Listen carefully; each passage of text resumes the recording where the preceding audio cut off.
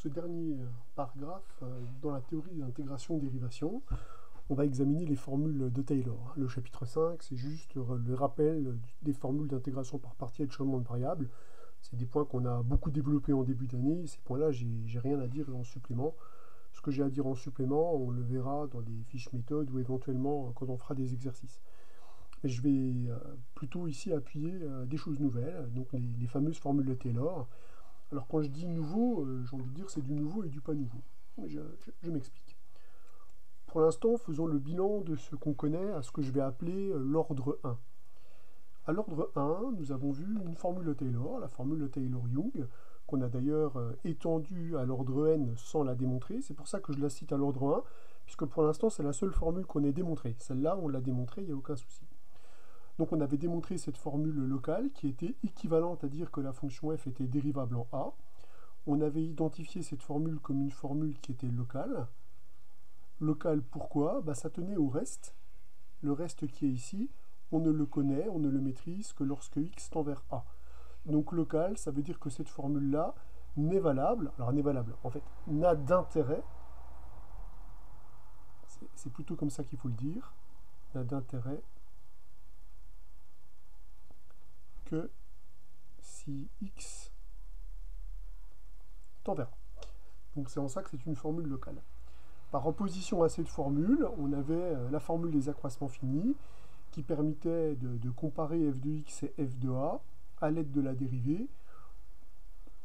Alors avec un point d'appui, un point C qui est compris a priori entre x et a, où x et a varient dans un intervalle i. On avait aussi cité l'inégalité des accroissements finis. On avait dit que si la dérivée était bornée sur l'intervalle i, alors on contrôlait les accroissements finis de f à l'aide de la dérivée par cette majoration-là. Alors cette formule, elle est globale, L, puisqu'a priori x et y varient complètement librement dans l'intervalle i, mais n'oublions pas que les hypothèses sont aussi globales, puisqu'ici on a besoin de f continu sur l'intervalle i, f dérivable sur l'intervalle i, donc on a effectivement des hypothèses globales, qui vient se rajouter pour l'inégalité des accroissements finis avec f' borné sur l'intervalle i. Donc là, on a une formule globale, mais on a aussi des hypothèses globales, alors qu'ici, les hypothèses sont essentiellement locales. Hypothèse locale, puisque là, on a juste besoin de f dérivable en a, et rien de plus.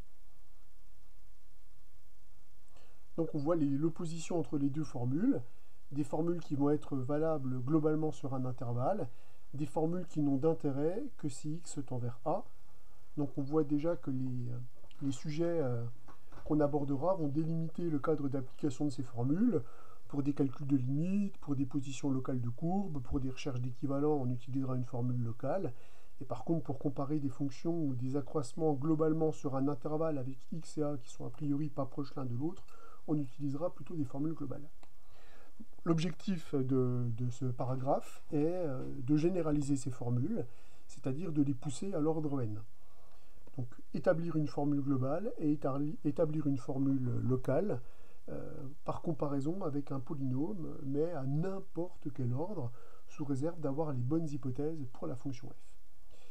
Bien, la première formule que je vais généraliser, c'est pas la formule de Taylor-Young, que je ne sais pas démontrer encore pour l'instant, c'est la formule des accroissements finis. On a déjà vu comment la généraliser dans une certaine mesure, puisqu'on a vu que lorsqu'une fonction f est de classe C1 sur un intervalle i, je vous rappelle qu'on avait vu que f de x était égal à f de a plus l'intégrale entre a et x de f' de t dt. Donc cette formule-là qui est valable pour tout x a appartenant à i, ça va être le point de départ, quelque part, l'embryon d'une formule globale plus générale qui va s'appeler la formule de Taylor avec reste intégrale. Donc la première formule que je vais chercher à développer, que je vais chercher à globaliser, c'est la formule des accroissements finis, que je vais en tout cas voir sous la forme de cette égalité intégrale, et je vais essayer d'améliorer quelque part le reste qui est pour l'instant l'intégrale entre x et a de f' de t dt, je vais essayer de l'améliorer de manière à avoir une comparaison de la fonction f avec une fonction polynomiale de degré inférieur ou égal à n.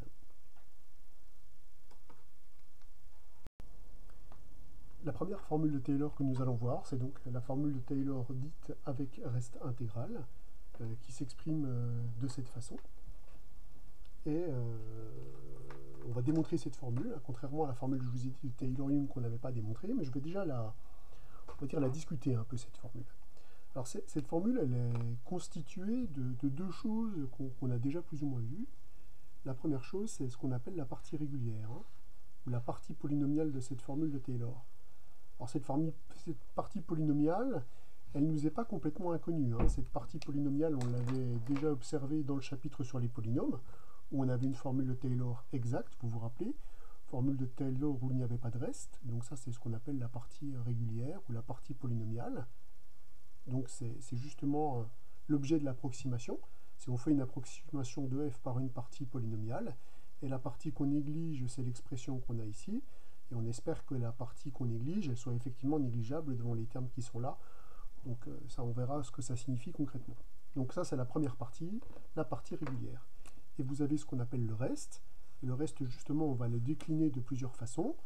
Donc là, je vous propose le reste qui est écrit sous forme intégrale. Donc le reste est ici écrit sous forme intégrale. Donc reste sous forme intégrale. Alors on avait vu que dans les formules de Taylor, sur les polynômes, il n'y avait pas de reste. Et bien là, quand on a une fonction de classe Cn plus 1, on peut récupérer le reste sous forme intégrale écrit sous cette forme-là. Je vous signale que c'est une égalité, c'est-à-dire que f de x est égal à cette fonction polynomiale plus un reste qui s'exprime sous forme intégrale sous cette forme-là. Donc on voit l'analogie avec les polynômes, mais on voit aussi l'analogie avec la formule de Taylor-Young qu'on avait utilisée lorsqu'on avait calculé des développements limités.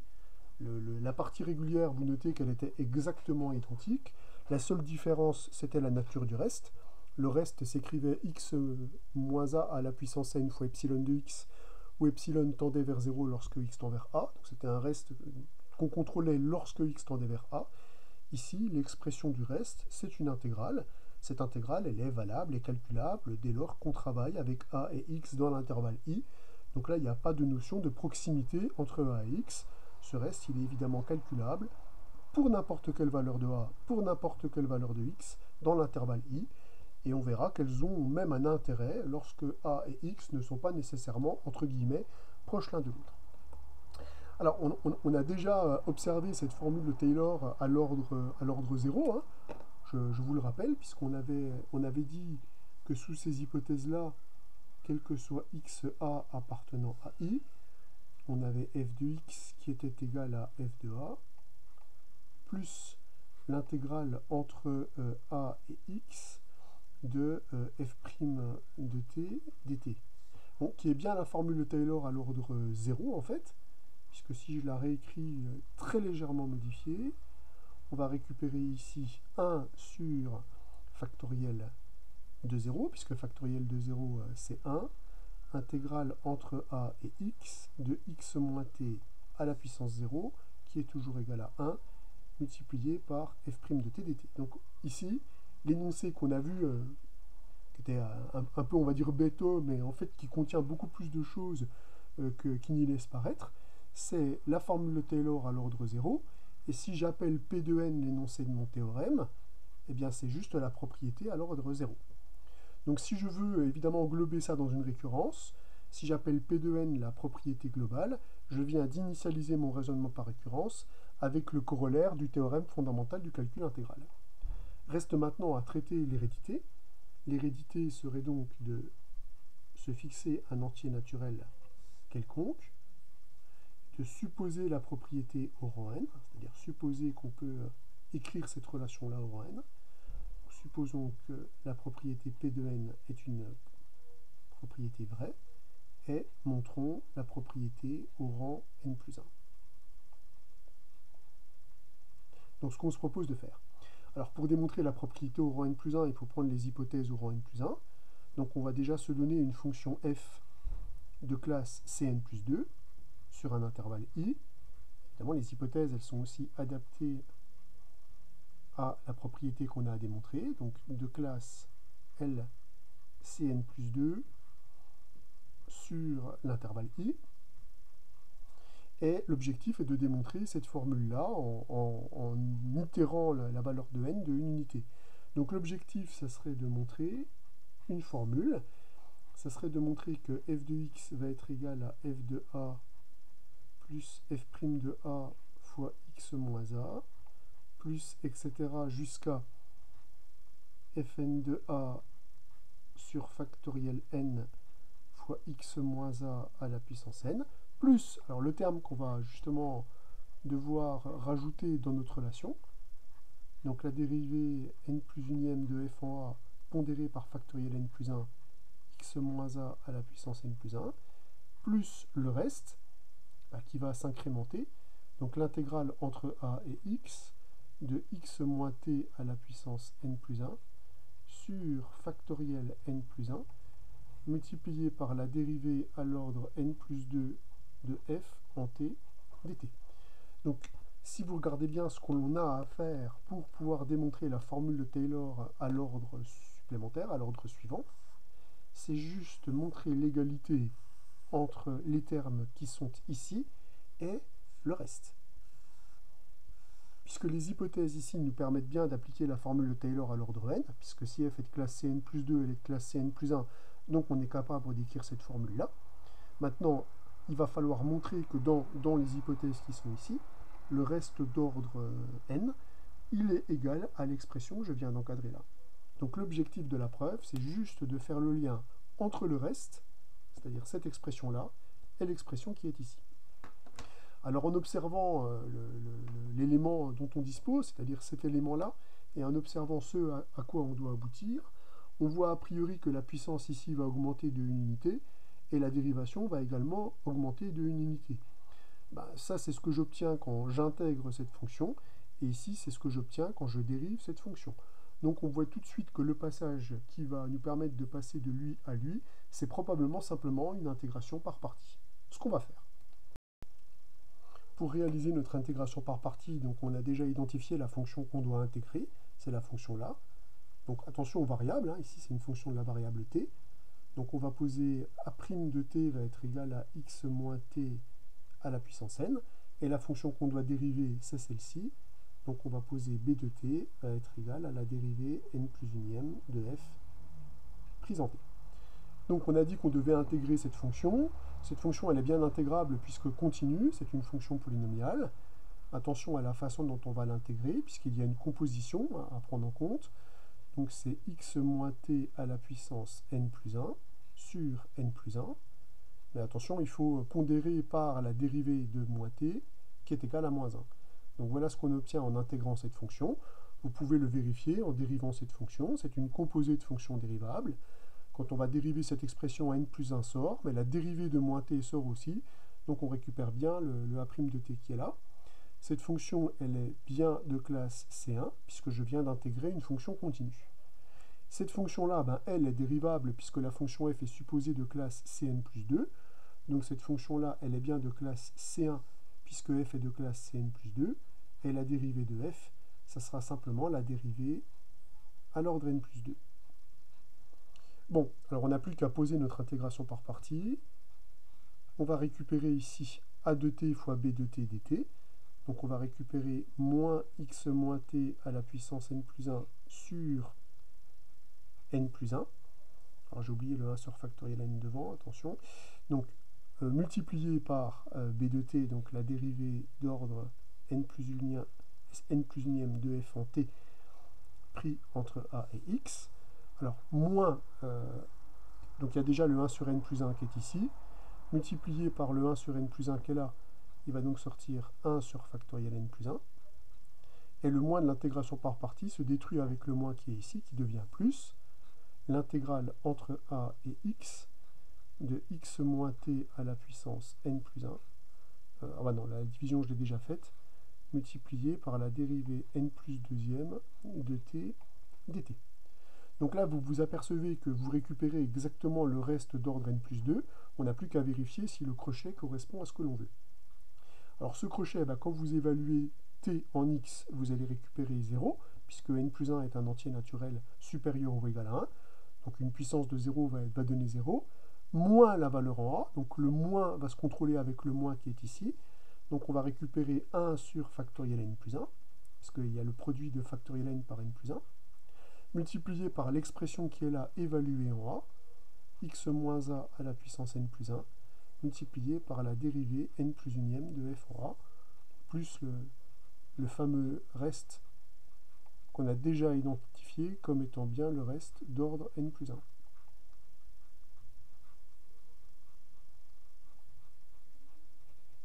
Résumons. On avait dit qu'on avait le droit d'appliquer la formule à l'ordre n, puisque la fonction était de classe Cn plus 1. Étant donné qu'elle était de classe Cn plus 2, elle a bien la classe plus petite. Donc on avait déjà le droit d'écrire la formule de Taylor à l'ordre n. Or, on vient de démontrer que le reste ici, Rn de x, ce reste, dans la formule, c'est ce que j'ai appelé ici Rn de x. On vient de démontrer que le reste Rn de x est donc égal à la somme de ce terme-là et de ce terme-là. On récupère donc bien au final que f de x va donc être égal à la somme pour k variant entre 0 et n plus 1 de la dérivée km de f en a pondérée par factoriel k multiplié par x moins a à la puissance k, ça c'est la partie régulière, plus le reste qu'on a bien écrit à l'ordre n plus 1, intégrale entre a et x de x moins t à la puissance n plus 1, sur factoriel n plus 1, multiplié par la dérivée n plus deuxième de t dt. Donc on vient bien de démontrer que la propriété p de n plus 1 est bien vraie, ce qui permet bien de valider le théorème qui est ici par récurrence. Donc là on a une formule qui est valable dès lors que la fonction f a une classe suffisante. On vient donc de démontrer la formule de Taylor avec reste intégral. Je vous propose une majoration maintenant du reste. On sait qu'on a cette égalité donc, qui est valable dès lors que la fonction est bien de classe Cn plus 1 sur l'intervalle i. Je vais vous proposer une situation qu'on va beaucoup rencontrer dans la réalité, c'est qu'il va falloir majorer le reste, le dominer, et pour ça on a une majoration standard. Si on se place exactement sous les mêmes hypothèses que la formule de Taylor avec reste intégral, alors j'annonce que si la dérivée d'ordre n plus 1, qui est continue pour l'instant, est bornée sur i, alors ça sera le cas par exemple sur tout segment, mais si j'imagine qu'elle est bornée sur tout l'intervalle sur lequel la fonction f est de classe Cn plus 1, alors j'annonce que le reste d'ordre n est majoré par la valeur absolue de x moins a à la puissance n plus 1 sur factoriel n plus 1, multiplié par cette borne supérieure. Alors attention, cette majoration-là, elle est valable quel que soit x et quel que soit a appartenant à l'intervalle i. Donc ça sera une majoration globale sur tout l'intervalle. Je vous donne le cadre de la majoration la plus générale qu'on va pouvoir récupérer dans les exercices que j'ai pu voir dans les écrits et dans les euros de concours. Donc cette majoration du reste, elle est due à un mathématicien français qui s'appelle Lagrange. Alors, c'est intéressant en soi, parce que c'est des majorations, on sait qu'en analyse, il faut apprendre à majorer. Donc là, on va justement voir ce qu'on a à majorer. Donc nous, n'oublions pas que l'expression du reste, ici, on la connaît.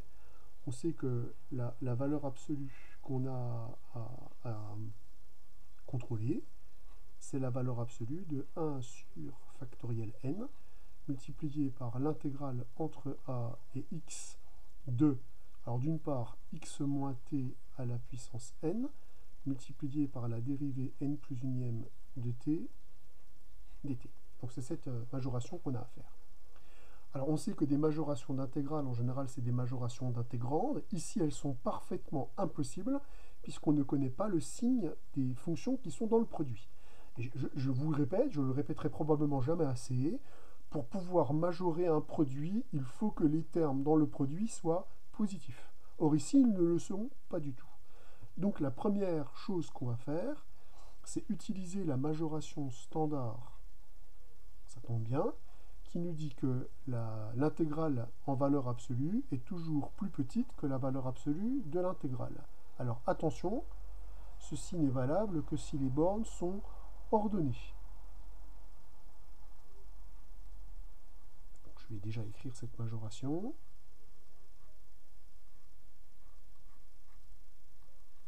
Et je vais évidemment l'accompagner de si x est plus grand que a, puisque si x est plus petit que a, a priori on aura une majoration différente.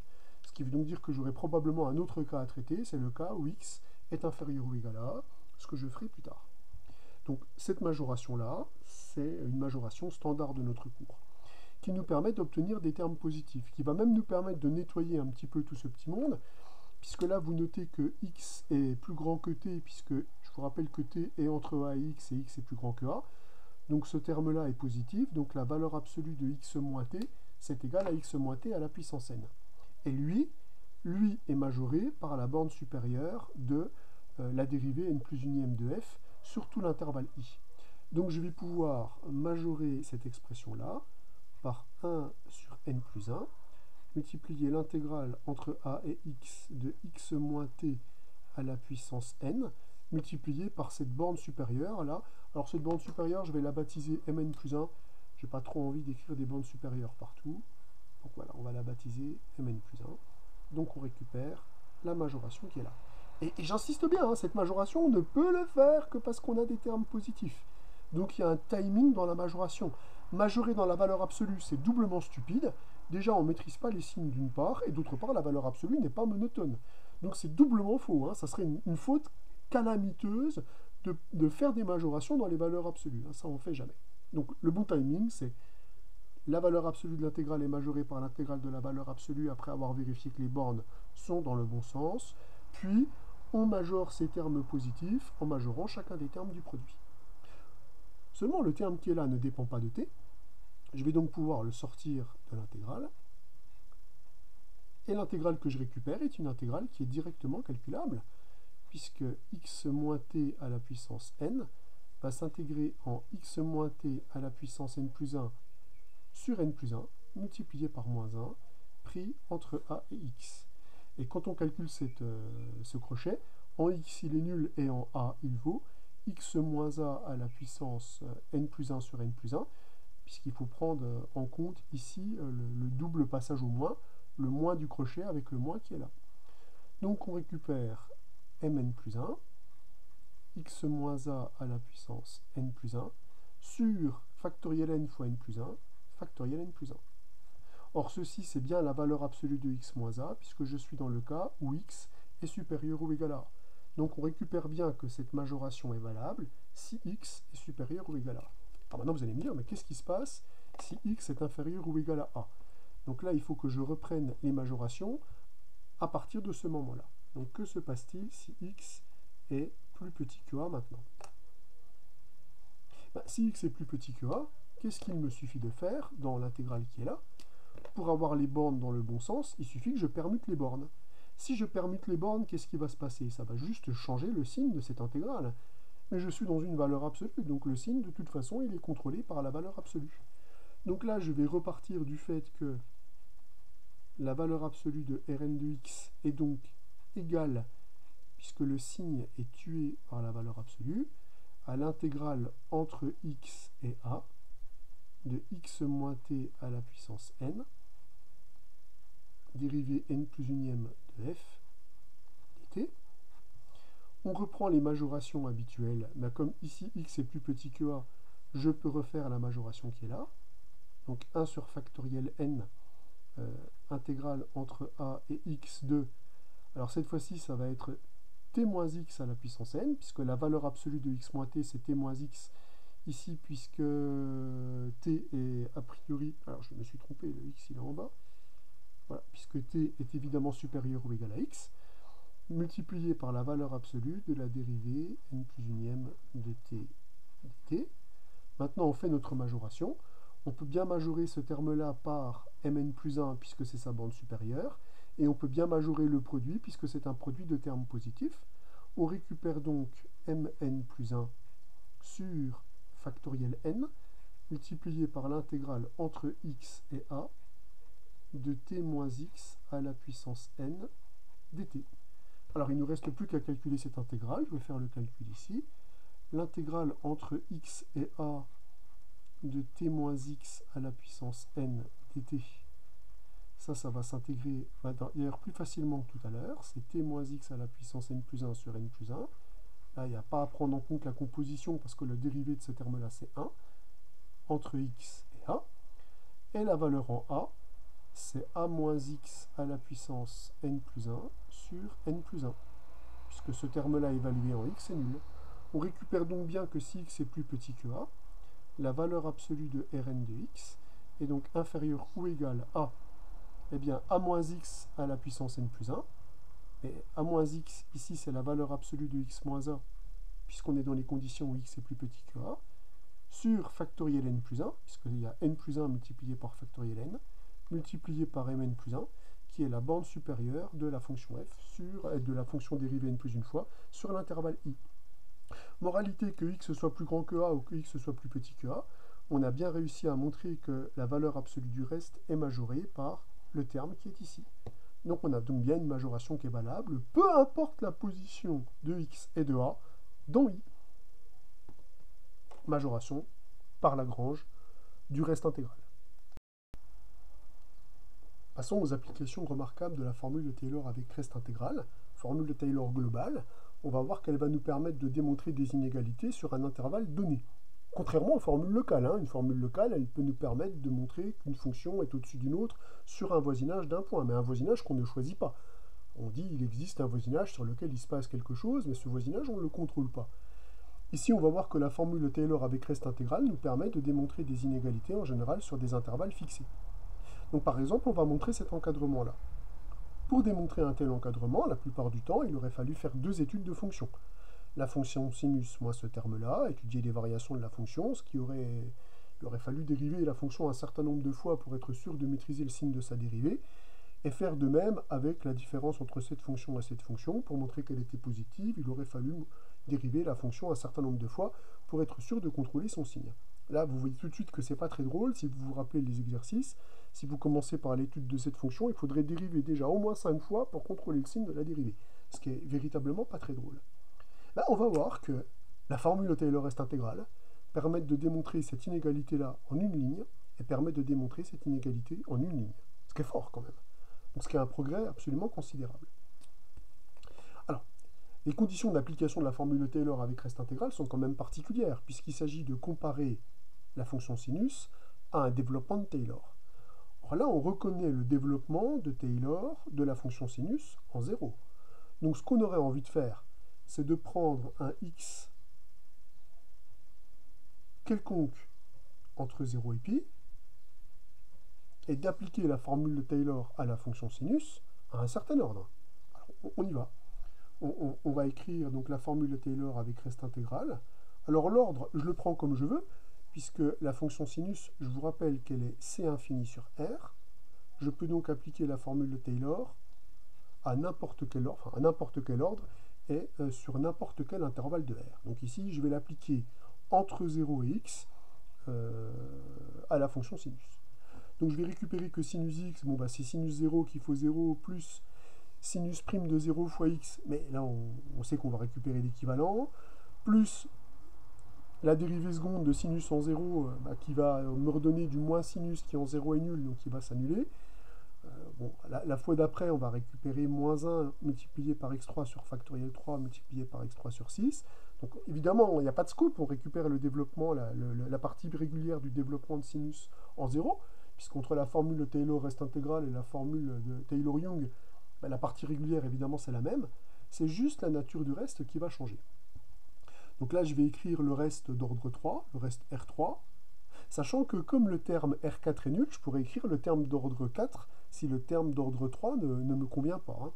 Donc moi, je vais écrire le terme R3. Le terme R3, donc c'est l'intégrale entre 0 et x, de x moins t à la puissance 3, multiplié par la dérivée quatrième de sinus en t dt. Alors pourquoi j'ai écrit le reste R3 plutôt que le reste R4, alors que le reste R4 il est a priori plus précis? C'est parce que la dérivée quatrième de sinus, c'est sinus.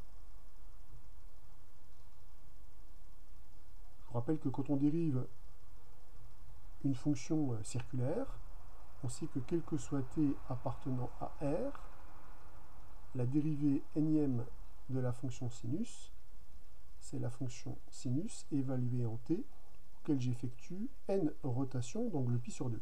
Donc si je dérive 4 fois, Bah, j'ai fait un tour, puisque je vais récupérer sinus de t plus 2pi, et par 2pi périodicité de la fonction sinus, je vais récupérer sinus. Or, le sinus entre 0 et pi, je sais qu'il y est positif.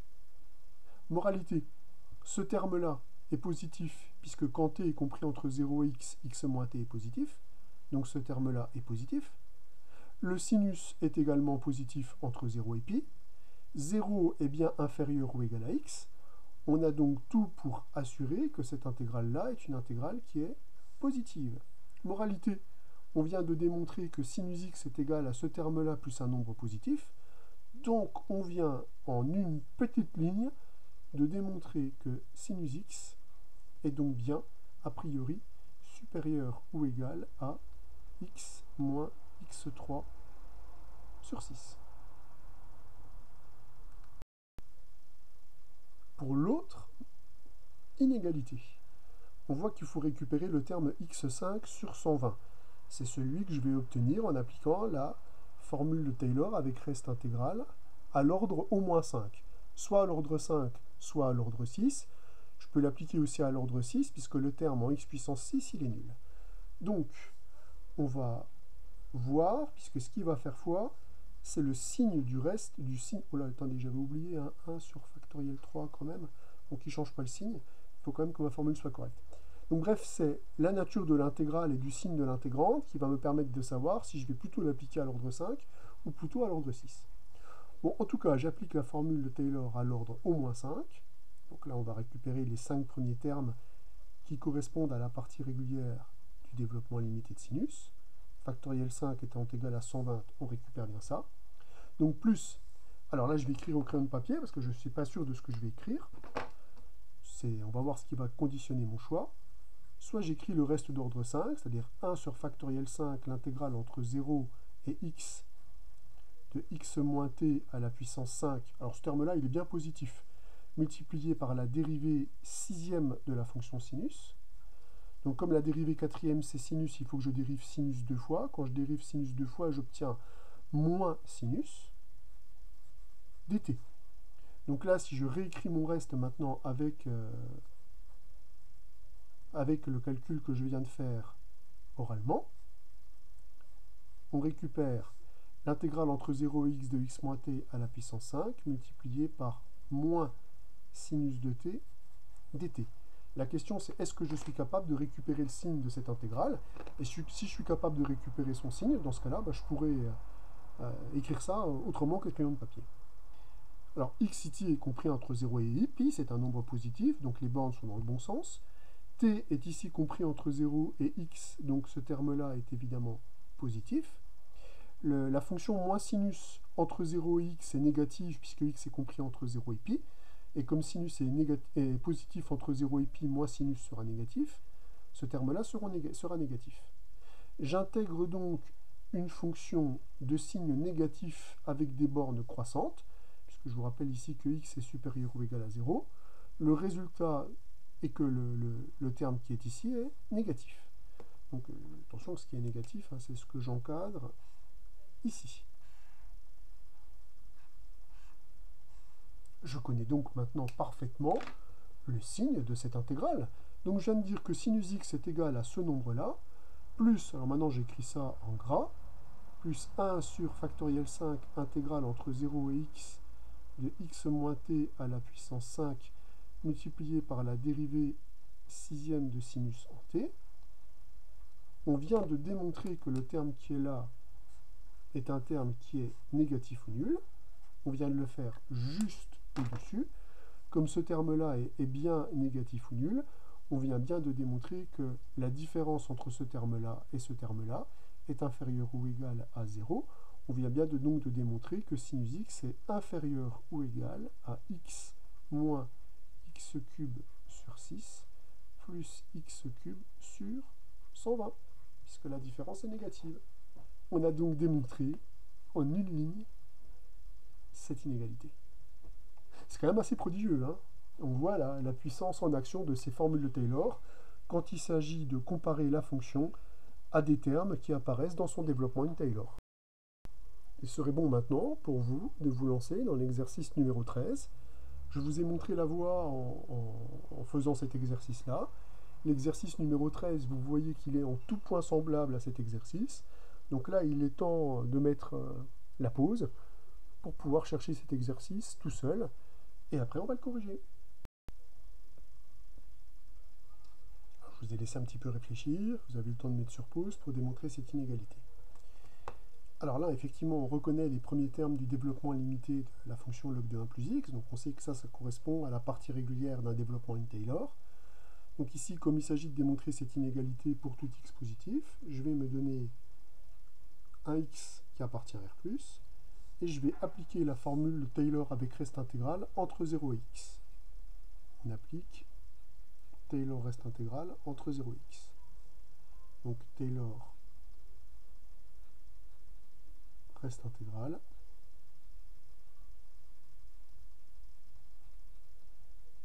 à la fonction, je vais l'appeler f, qui a t associé ln de 1 plus t, qui est de classe c infini sur R+,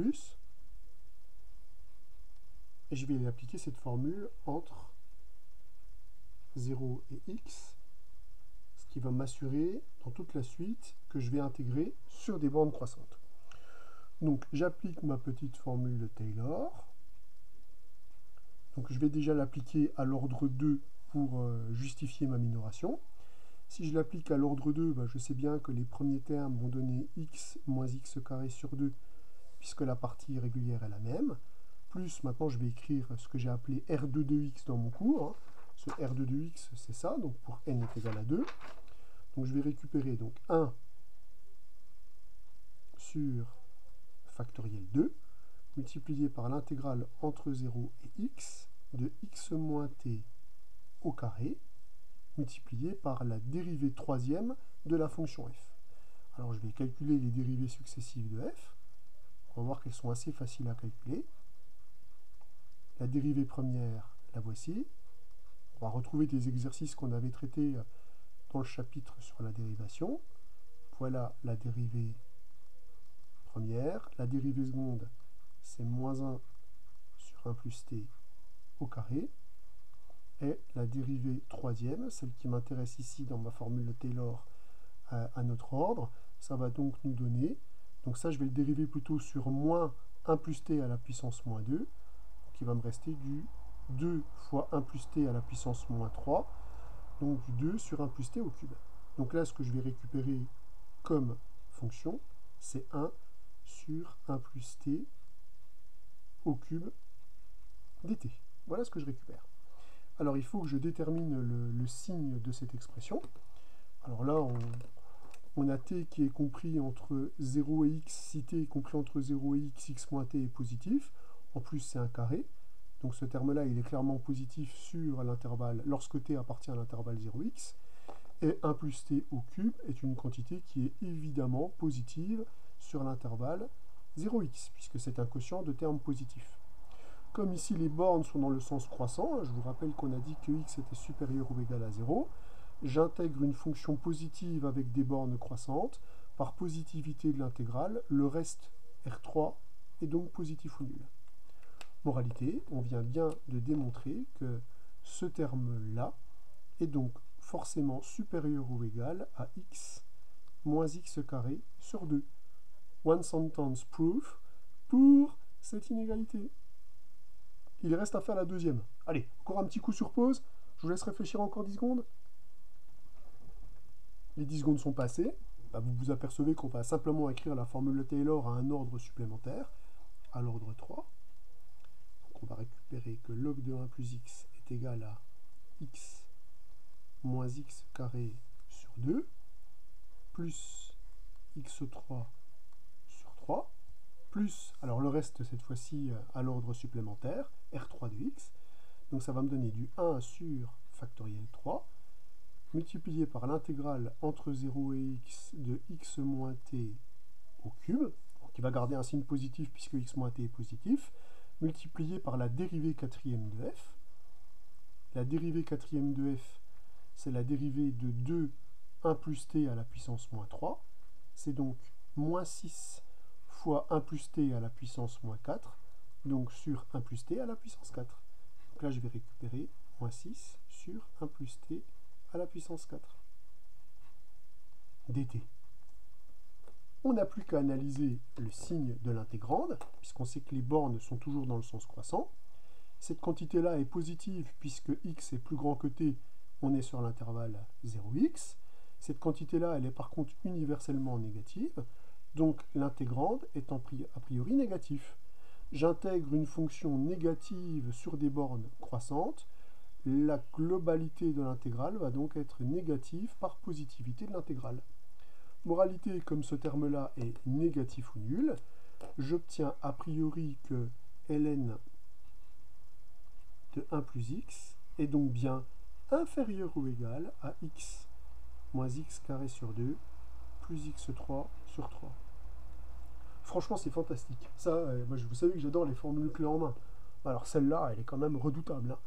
Donc on voit qu'elle nous permettra de faire des comparaisons, de démontrer des inégalités sur un intervalle donné, hein, formule globale, hein, intervalle donné, en une ligne. Ah, c'est quand même chouette, hein. Le deuxième exemple de votre cours vous propose de démontrer que sinus x est la somme d'une série. Je n'ai pas envie de refaire exactement ce qu'il y a dans le cours. Donc ce que je me propose, c'est de le faire pour la fonction cosinus hyperbolique. Par exemple, on va démontrer que cosinus hyperbolique de x, cette fonction usuelle, est somme de cette série, et cette égalité sera valable quel que soit x appartenant à R. Donc on va traiter cet exercice en quelque sorte, qui est une application directe d'une formule de Taylor, et qui est un peu différent de l'exemple que j'ai écrit dans mon cours. Comme ça vous fait un double exemple, si j'ose dire. Pour montrer cette relation-là, il y a plusieurs choses à faire et dans un certain timing. La première chose à faire, c'est de démontrer que le membre de droite existe. Autrement dit, la première des choses à faire, c'est de montrer que la série de terme général x à la puissance 2n sur factoriel de 2n est une série convergente. Donc vous avez bien perçu la différence de notation entre ce qui est ici et ce qui est ici. Cette notation-là n'est possible et désigne la somme de la série que si la série est convergente. Donc on va déjà devoir démontrer que cette série est convergente. Quand j'étudie la nature d'une série, j'applique à la lettre le petit tableau qu'on s'était donné. Je regarde le terme général de la série s'il est positif, ce qui est le cas ici puisque la puissance est paire. Donc j'ai affaire à une série à terme positif. Donc pour montrer qu'une série à terme positif converge, j'ai tous les critères sur les séries à terme positif. Ici, la plupart des critères sont inopérants, puisque le critère d'équivalence ne nous permet pas d'obtenir un terme général plus simple. Je vais, étant donné que l'expression de mon terme général est très multiplicative, appliquer un critère qu'on a jusqu'à présent assez peu étudié, c'est le critère de D'Alembert.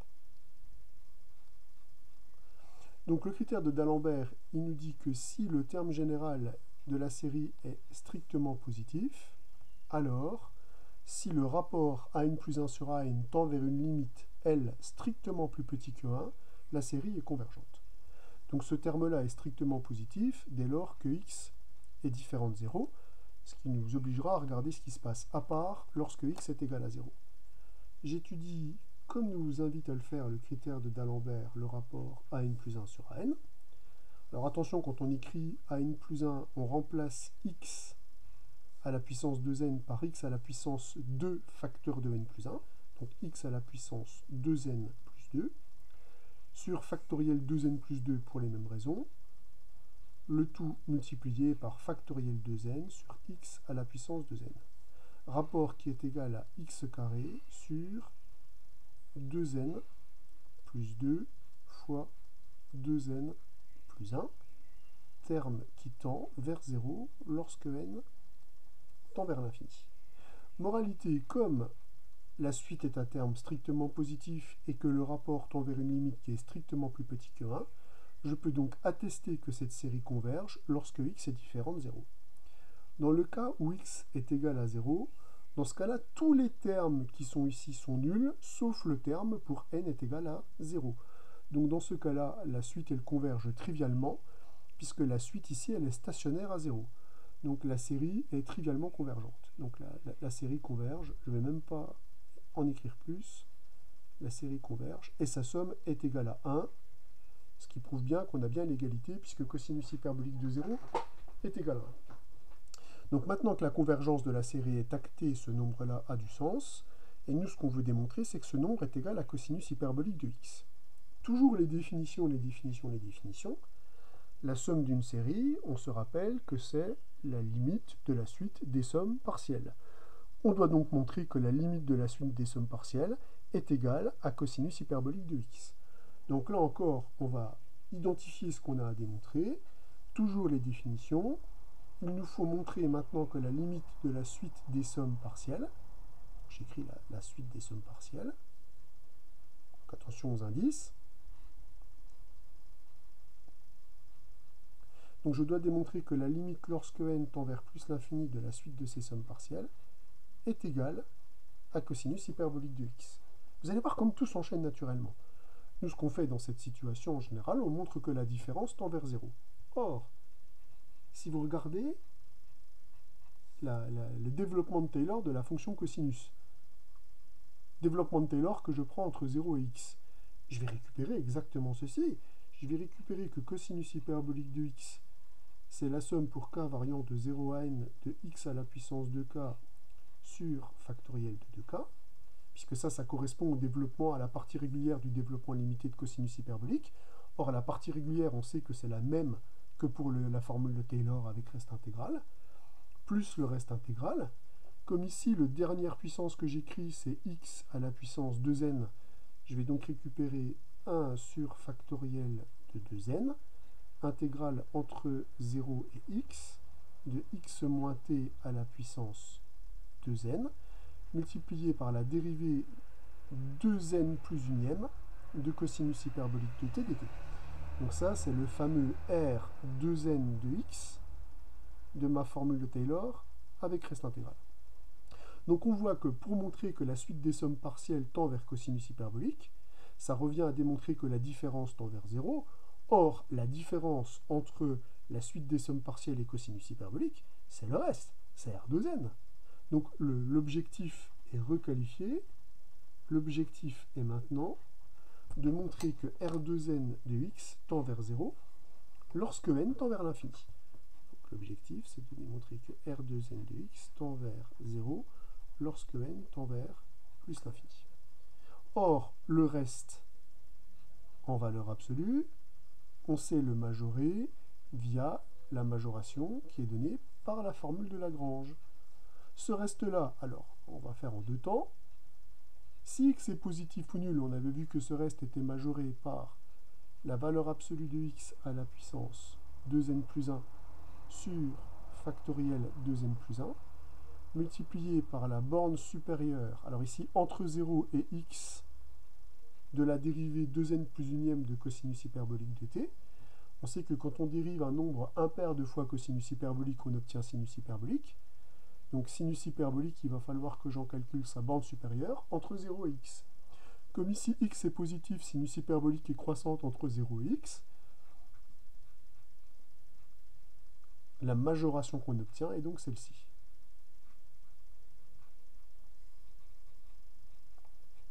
Or, il est bien connu que x à la puissance n est négligeable devant factoriel n. C'est l'une de nos croissances comparées notoires. Ce terme-là tend donc bien vers 0 lorsque n tend vers plus l'infini. On sait donc que lorsque x est positif, le reste tend bien vers 0. C'est une application directe du théorème d'encadrement. J'ai encadré ce terme-là par deux termes qui tendent vers 0. Maintenant, que se passe-t-il si x est négatif ou nul? J'applique toujours la majoration de Lagrange qu'on a appris à obtenir. La majoration va nous donner x à la puissance 2n plus 1 en valeur absolue sur factoriel de 2n plus 1 multiplié par la borne supérieure, alors attention cette fois-ci entre x et 0 puisque x est négatif, de la fonction sinus en valeur absolue. Or, la valeur absolue de la fonction sinus hyperbolique entre 0 et x va nous donner comme majoration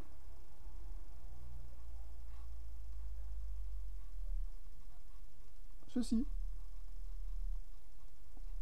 puisque la fonction est impaire. Moralité, comme ce terme ne dépend pas de n, il suffit de regarder comment se comporte ce terme lorsque n tend vers l'infini. C'est la même croissance comparée qu'on a étudiée ici. Ce terme-là tend vers 0. Donc par croissance comparée, on obtient que R2n de x tend vers 0. Moralité, notre R2n de x il tend vers 0 lorsque n tend vers l'infini, que x soit positif et que x soit négatif, c'est-à-dire ce reste tend vers 0, quel que soit x appartenant à R. On vient donc bien de démontrer que la suite des sommes partielles converge vers cosinus hyperbolique de x pour tout x appartenant à R lorsque n tend vers l'infini. On vient donc de démontrer que cosinus hyperbolique est bien la somme de cette série. Passons à l'exercice numéro 14, où il est question de démontrer que factoriel n fois e moins la partie entière de factoriel n fois e est dominé par 1 sur n plus 1, plus exactement est majoré par e sur n plus 1. Alors en fait, vous avez tout de suite reconnu ici la partie fractionnaire d'un nombre réel, puisqu'en fait on sait que par définition la partie fractionnaire de x est égale à x moins partie entière de x. On sait déjà par définition que ce nombre est positif ou nul, puisque x est supérieur ou égal à sa partie entière. Et on sait que ce nombre est strictement plus petit que 1. Donc on sait déjà que ce nombre est compris entre 0 et 1. Là, l'objectif est d'être beaucoup plus précis, puisqu'il s'agit de démontrer qu'il est compris entre 0, puisqu'on sait qu'il est positif, et e sur n plus 1. C'est-à-dire que cette suite-là, en fait, est une suite qui tend vers 0 lorsque n tend vers l'infini. Voilà l'objectif de cet exercice. Alors, si on essaye de voir les choses, on a l'impression en fait que le nombre exponentiel, il digère quelque part, si j'ose dire, le terme en factoriel. Et ça, finalement, ça s'explique plutôt très bien. Si vous écrivez le développement limité de votre exponentiel, 1 plus x carré sur factoriel 2, plus etc. jusqu'à x à la puissance p sur factoriel p, donc plus un reste. Alors si c'est un développement limité, mon reste, ça va être un petit taux de x à la puissance p. Si j'applique une formule de Taylor globale, dans ce cas-là, je vais récupérer comme reste rp de x. Donc là, j'ai le choix entre x à la puissance p epsilon de x et rp de x. Donc tout dépend en fait de l'emploi que je vais en faire. Donc je m'aperçois que pour faire digérer au nombreux le terme factoriel, il faudrait déjà que j'applique cette formule-là lorsque x est égal à 1. Si j'applique cette formule lorsque x est égal à 1, ça élimine complètement la formule locale. Puisque la formule locale, il faudrait l'utiliser uniquement lorsque x tend vers 1. Donc je vais plutôt m'orienter vers une formule de Taylor globale, formule de Taylor avec reste intégral, qu'on va appliquer a priori entre 0 et 1. À quel ordre? À l'ordre au moins n pour pouvoir digérer le terme factoriel n. Donc je vais dire a la fonction exponentielle à l'ordre n. Alors pour pouvoir appliquer une formule de Taylor à l'ordre n, il faut que l'exponentielle ait une classe suffisante. Mais la fonction exponentielle, elle est de classe c infini sur r. Donc je peux appliquer la formule de Taylor avec reste intégral entre ce que je veux et ce que je veux, et à n'importe quel ordre. Donc là, on a dit que ça se passait entre 0 et 1 pour pouvoir contrôler le nombre e, et à l'ordre n pour pouvoir contrôler le terme factoriel n.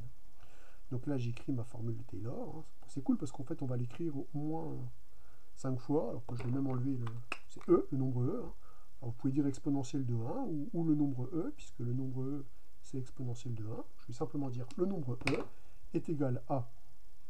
j'évalue cette relation en 1 plus 1 plus 1 sur factoriel 2, plus etc. J'ai dit que j'allais à l'ordre n, donc 1 sur factoriel n, plus le reste d'ordre n, qui est 1 sur factoriel, entre 0 et 1, de 1 moins t à la puissance n, fois exponentielle t, dt. Si je multiplie cette expression par factoriel n, pour voir si le terme qui est là, il va bien digérer le factoriel n du nombre exponentiel.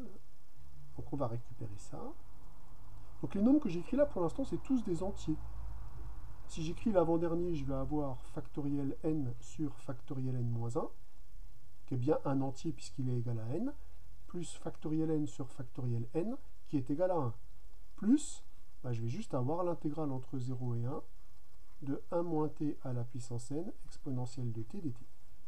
Donc là, vous remarquez, quand vous écrivez ce gros entier-là, enfin ce gros terme-là, et bien en fait ce terme-là est un entier naturel, puisque c'est une somme d'entiers naturels. Lui est un entier naturel, un entier naturel. Vous obtenez des nombres qui sont a priori de plus en plus petits. Le dernier, c'était n-1, là c'est n, et là c'est 1. Donc on arrive bien a priori à un entier naturel. Donc moralité, si ce nombre-là n'est pas trop gros, imaginons que ce nombre-là soit compris entre 0 et 1, l'expression qui est ici écrite, c'est probablement la partie entière de ce nombre-là. Donc ce que je vais faire, c'est que je vais chercher à encadrer cette intégrale. Vous vous rappelez, pour encadrer une intégrale, il suffit d'encadrer l'intégrande. C'est d'autant plus facile ici que les bornes sont croissantes. Donc pour encadrer l'intégrande, je vais évidemment conserver ce qui dépend de n et éliminer ce qui ne me permet pas de calculer l'intégrale. Donc je vais éliminer la fonction exponentielle. Et la fonction exponentielle, quand on se place sur l'intervalle 0,1, elle est majorée par le nombre e, étant donné qu'elle est croissante. Comme j'ai ici un encadrement qui est valable uniformément sur l'intervalle 0,1, je peux évidemment l'encadrer pour les intégrales, puisqu'on peut intégrer des inégalités uniformes si les bornes sont dans le sens croissant. Ce que je vais récupérer ici, c'est l'intégrale de la fonction nulle qui vaut 0, et là je vais récupérer e, multiplié par l'intégrale de 1 moins t à la puissance n entre 0 et 1. Donc, il suffit que je calcule une primitive. Une primitive, ça va être ça. Vous pouvez le vérifier en redérivant. Et le nombre qui est ici, il vaut 1 sur n plus 1. Donc la valeur de l'intégrale, ça sera donc bien e sur n plus 1. Donc en fait, on vient de montrer que lui s'écrit comme cet entier naturel-là, plus ce nombre-là. Et ce nombre-là, il est compris entre 0 et e sur n plus 1. Comme ici n est supérieur ou égal à 2, n plus 1 est supérieur ou égal à 3, donc ce nombre-là est strictement plus petit que 1. Donc le nombre qu'on a écrit ici, c'est un nombre qui est compris entre 0 et 1.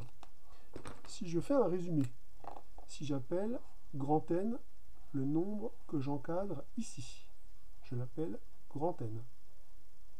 Si j'appelle delta, petit delta, le nombre qui est écrit ici, j'ai que grand N ici est un entier naturel, et j'ai que petit delta est un nombre qui est compris entre 0 et 1. Moralité, si on applique la partie entière, si on calcule la partie entière de ce nombre-là, la partie entière de factoriel n fois e, c'est la partie entière de ce nombre grand N, ici, plus petit delta.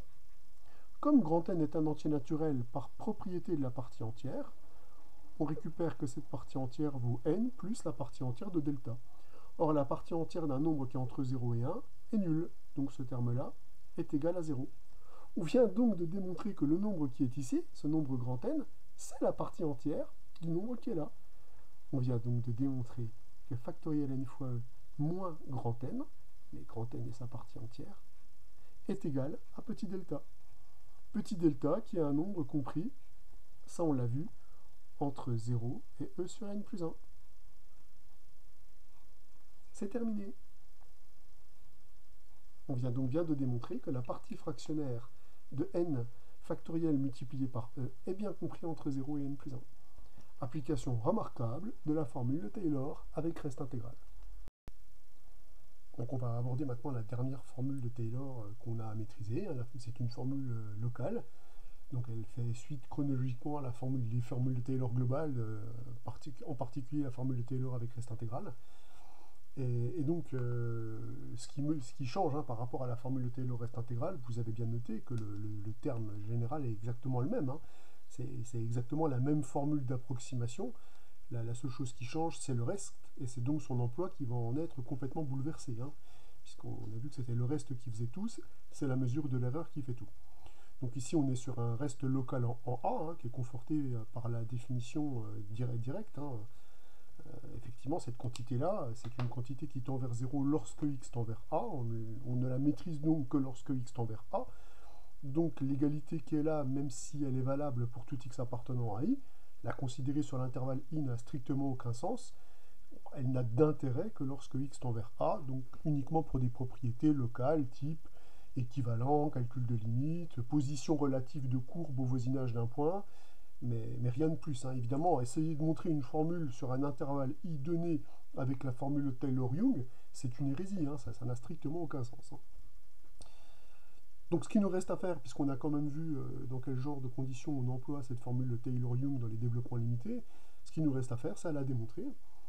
Alors, la démonstration, elle a quelques temps forts, elle a ses petits intérêts, c'est-à-dire je vais appuyer sur un ou deux points qu'on peut retrouver dans les exercices, donc je la fais essentiellement pour ça.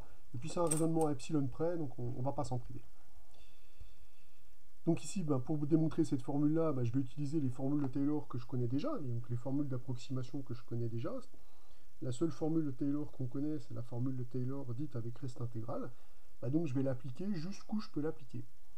Donc là, je peux l'appliquer avec la propriété de classe Cn, donc il faut faire attention au décalage, hein, puisque Taylor reste intégrale dans le cours, moi je l'avais donné avec une fonction de classe Cn plus 1, donc on va être obligé de s'arrêter juste avant. Donc on va écrire f de x va être égal à f de a plus f' de a fois x moins a, plus etc. Alors là, avec les hypothèses, je ne peux aller que jusqu'à ce terme-là,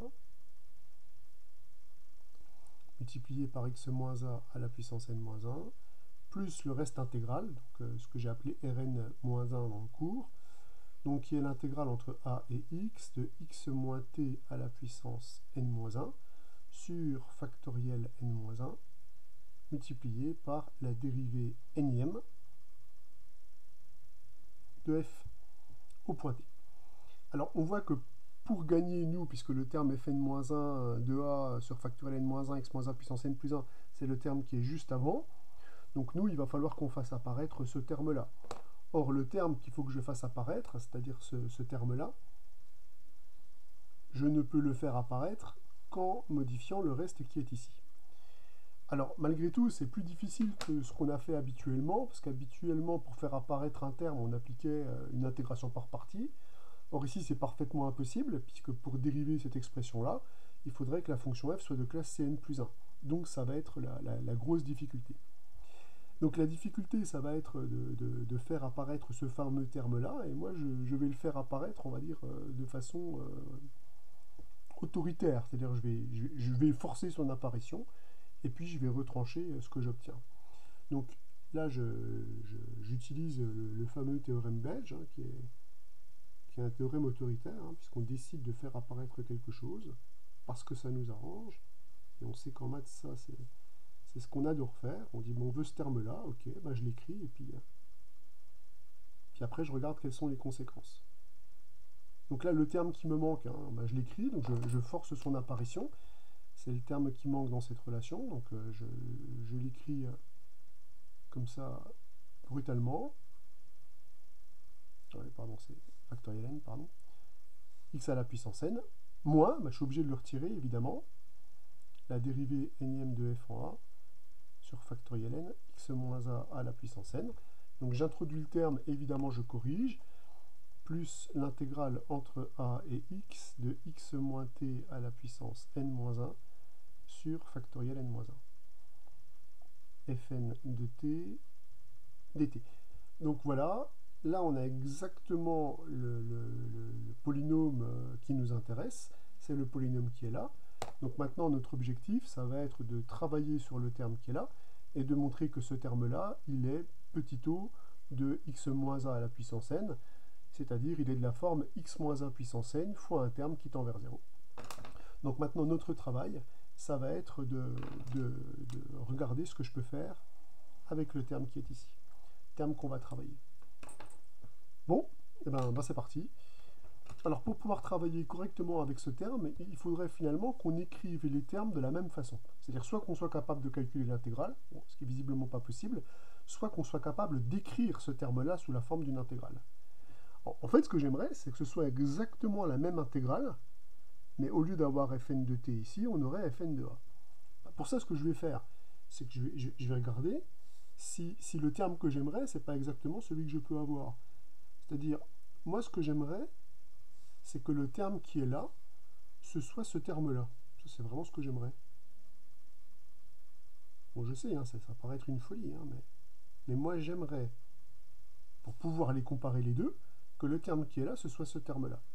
Du coup, je pourrais utiliser la linéarité de l'intégrale et regrouper ce qui se passe par rapport à f, et utiliser la continuité de Fn. Donc ce que je vais faire, c'est de dire, on va voir si on peut prendre nos désirs pour des réalités. Est-ce que ça, c'est bien égal à ça? Là, je vais le calculer. Donc, je calcule. Je commence déjà par factoriser ce qui ne dépend pas de t, donc ce terme-là. Et il me reste à intégrer le terme qui est ici. Ça, on sait faire, hein, ça fait au moins 10 fois depuis la reprise qu'on a intégré un terme de ce type-là. Il faut juste faire attention à la composition avec la fonction affine dont la dérivée est égale à moins 1. Et ça, quand on le calcule, en x, c'est nul, et en a, ça vaut pile ce qu'on voulait. Donc c'est génial, en fait, parce que le terme... C'est pas un factoriel ici, qu'est-ce que je raconte? J'ai perdu mon blanco.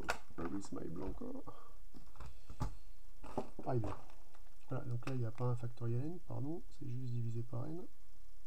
Voilà, hop.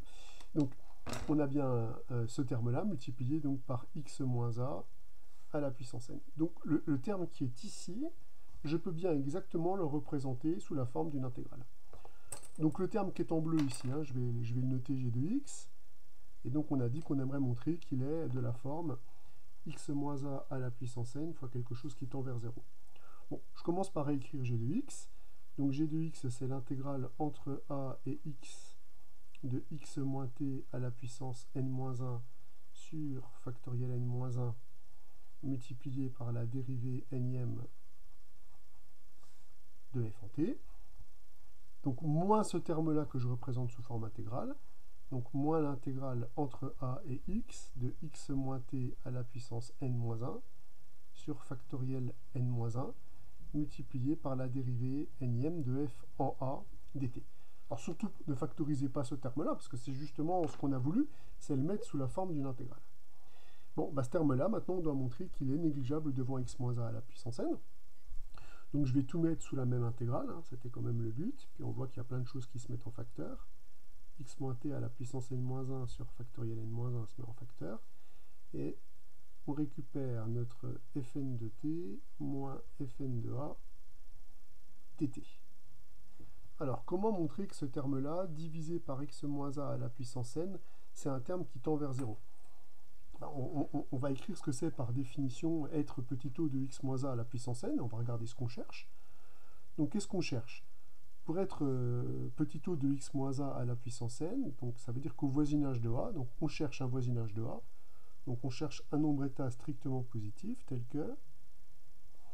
que si la distance entre x et a est plus petit ou égal à eta, alors le rapport entre ce terme-là et x moins a à la puissance n, en valeur absolue, est inférieur à epsilon. Donc on cherche donc un voisinage sur lequel le rapport, alors je ne vais pas écrire le rapport en fait parce que ça ne m'intéresse pas trop, plutôt que d'avoir le x moins a à la puissance n au dénominateur, c'est un terme positif.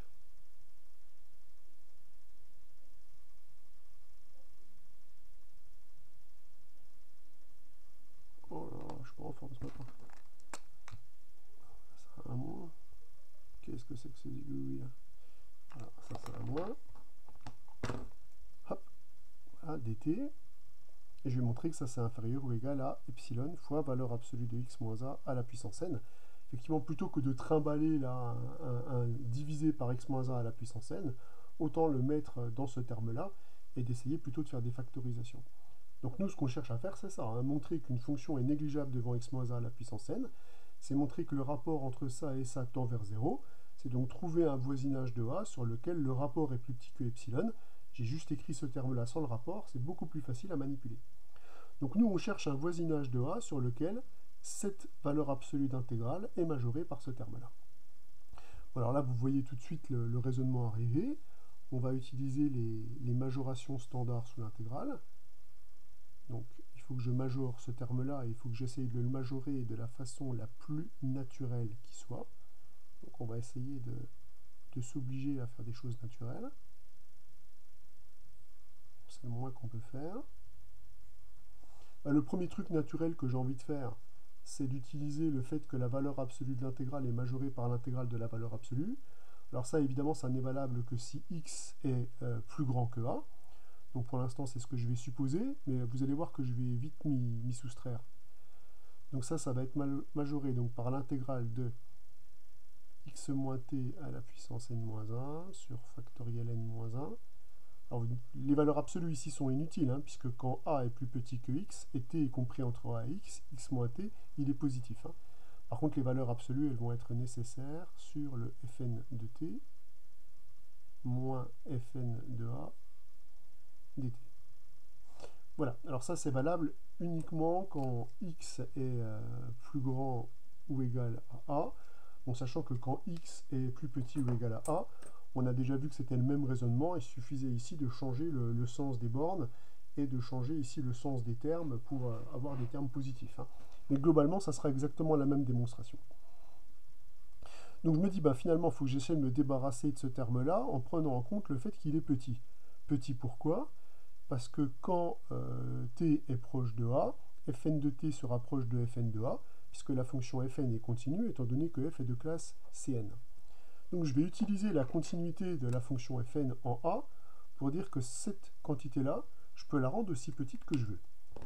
Donc c'est parti, pour le epsilon que je me suis fixé ici dans mon raisonnement à epsilon près, je dis que comme la fonction fn est continue en a, comme la fonction fn est continue en a, je peux trouver, donc là attention, ce qu'on cherchait c'était un état, je dis, bah là j'affirme qu'il existe un positif tel que si la distance entre x et a est plus petite ou égale à état, alors la distance entre fn de t et fn de a est plus petite ou égale à epsilon. Donc ça c'est la continuité de fn en a. Je peux donc trouver un voisinage de a sur lequel j'ai ça. Eh bien, je vais prendre x dans ce voisinage, mais alors attention, x toujours plus grand que a. Donc, alors là, j'indique aussi x plus grand que a. Donc si x est plus grand que a et x dans ce voisinage, j'ai cette relation-là.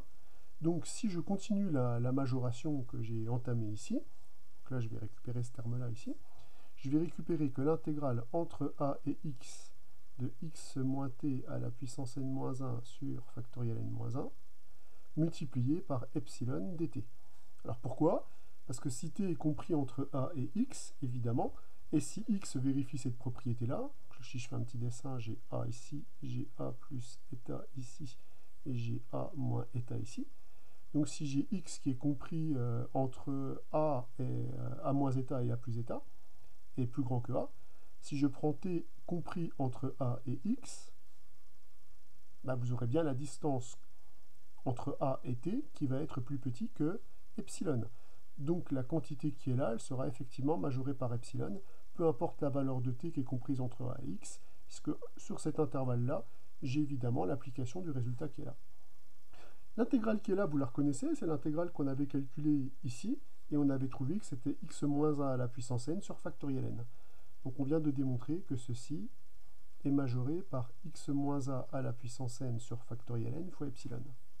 Si au lieu de prendre x plus grand que a, vous prenez x plus petit que a, vous allez récupérer exactement la même chose, à ceci près que là, vous aurez a moins x à la puissance n sur factoriel n epsilon de x. Ce qui veut donc dire que la quantité qui est là, cette quantité-ci, là, que j'ai appelée g de x, eh bien on vient de démontrer que la valeur absolue de g de x est donc bien majorée par valeur absolue de x moins a à la puissance n sur factoriel n fois epsilon. L'objectif, c'était donc de trouver un voisinage de a sur lequel on avait cette propriété. Alors, on a bien cette propriété, hein, puisque factoriel n, c'est évidemment largement plus petit, largement plus grand que 1, donc la majoration va être valable. Donc on vient de trouver un voisinage de a sur lequel j'ai cette propriété. On vient donc bien de démontrer que g de x est un petit o de x moins a à la puissance n. Voilà, j'ai pas fait le disjonction de k, x plus grand que a, x plus petit que a, ça fait plusieurs fois que je la fais, et on a vu que c'était juste le sens des bornes à changer, et ici, au lieu d'avoir x moins a à la puissance n, on a a moins x à la puissance n, ce qui est la valeur absolue de x moins a ici, évidemment. Donc voilà, la formule de Taylor-Young est démontrée. Alors on a vu que c'était quand même assez fin, et on retrouvera cette idée-là dans les exercices. C'est quand on a un terme intégral et un terme hors intégral. Le terme hors intégral, on a très souvent envie de l'écrire sous forme intégrale pour pouvoir travailler sur l'intégrale directement et pour pouvoir voir dans l'intégrale sur quel levier on peut jouer pour montrer que ça c'est petit. On verra qu'on peut jouer sur les bornes, et sur l'intégrande.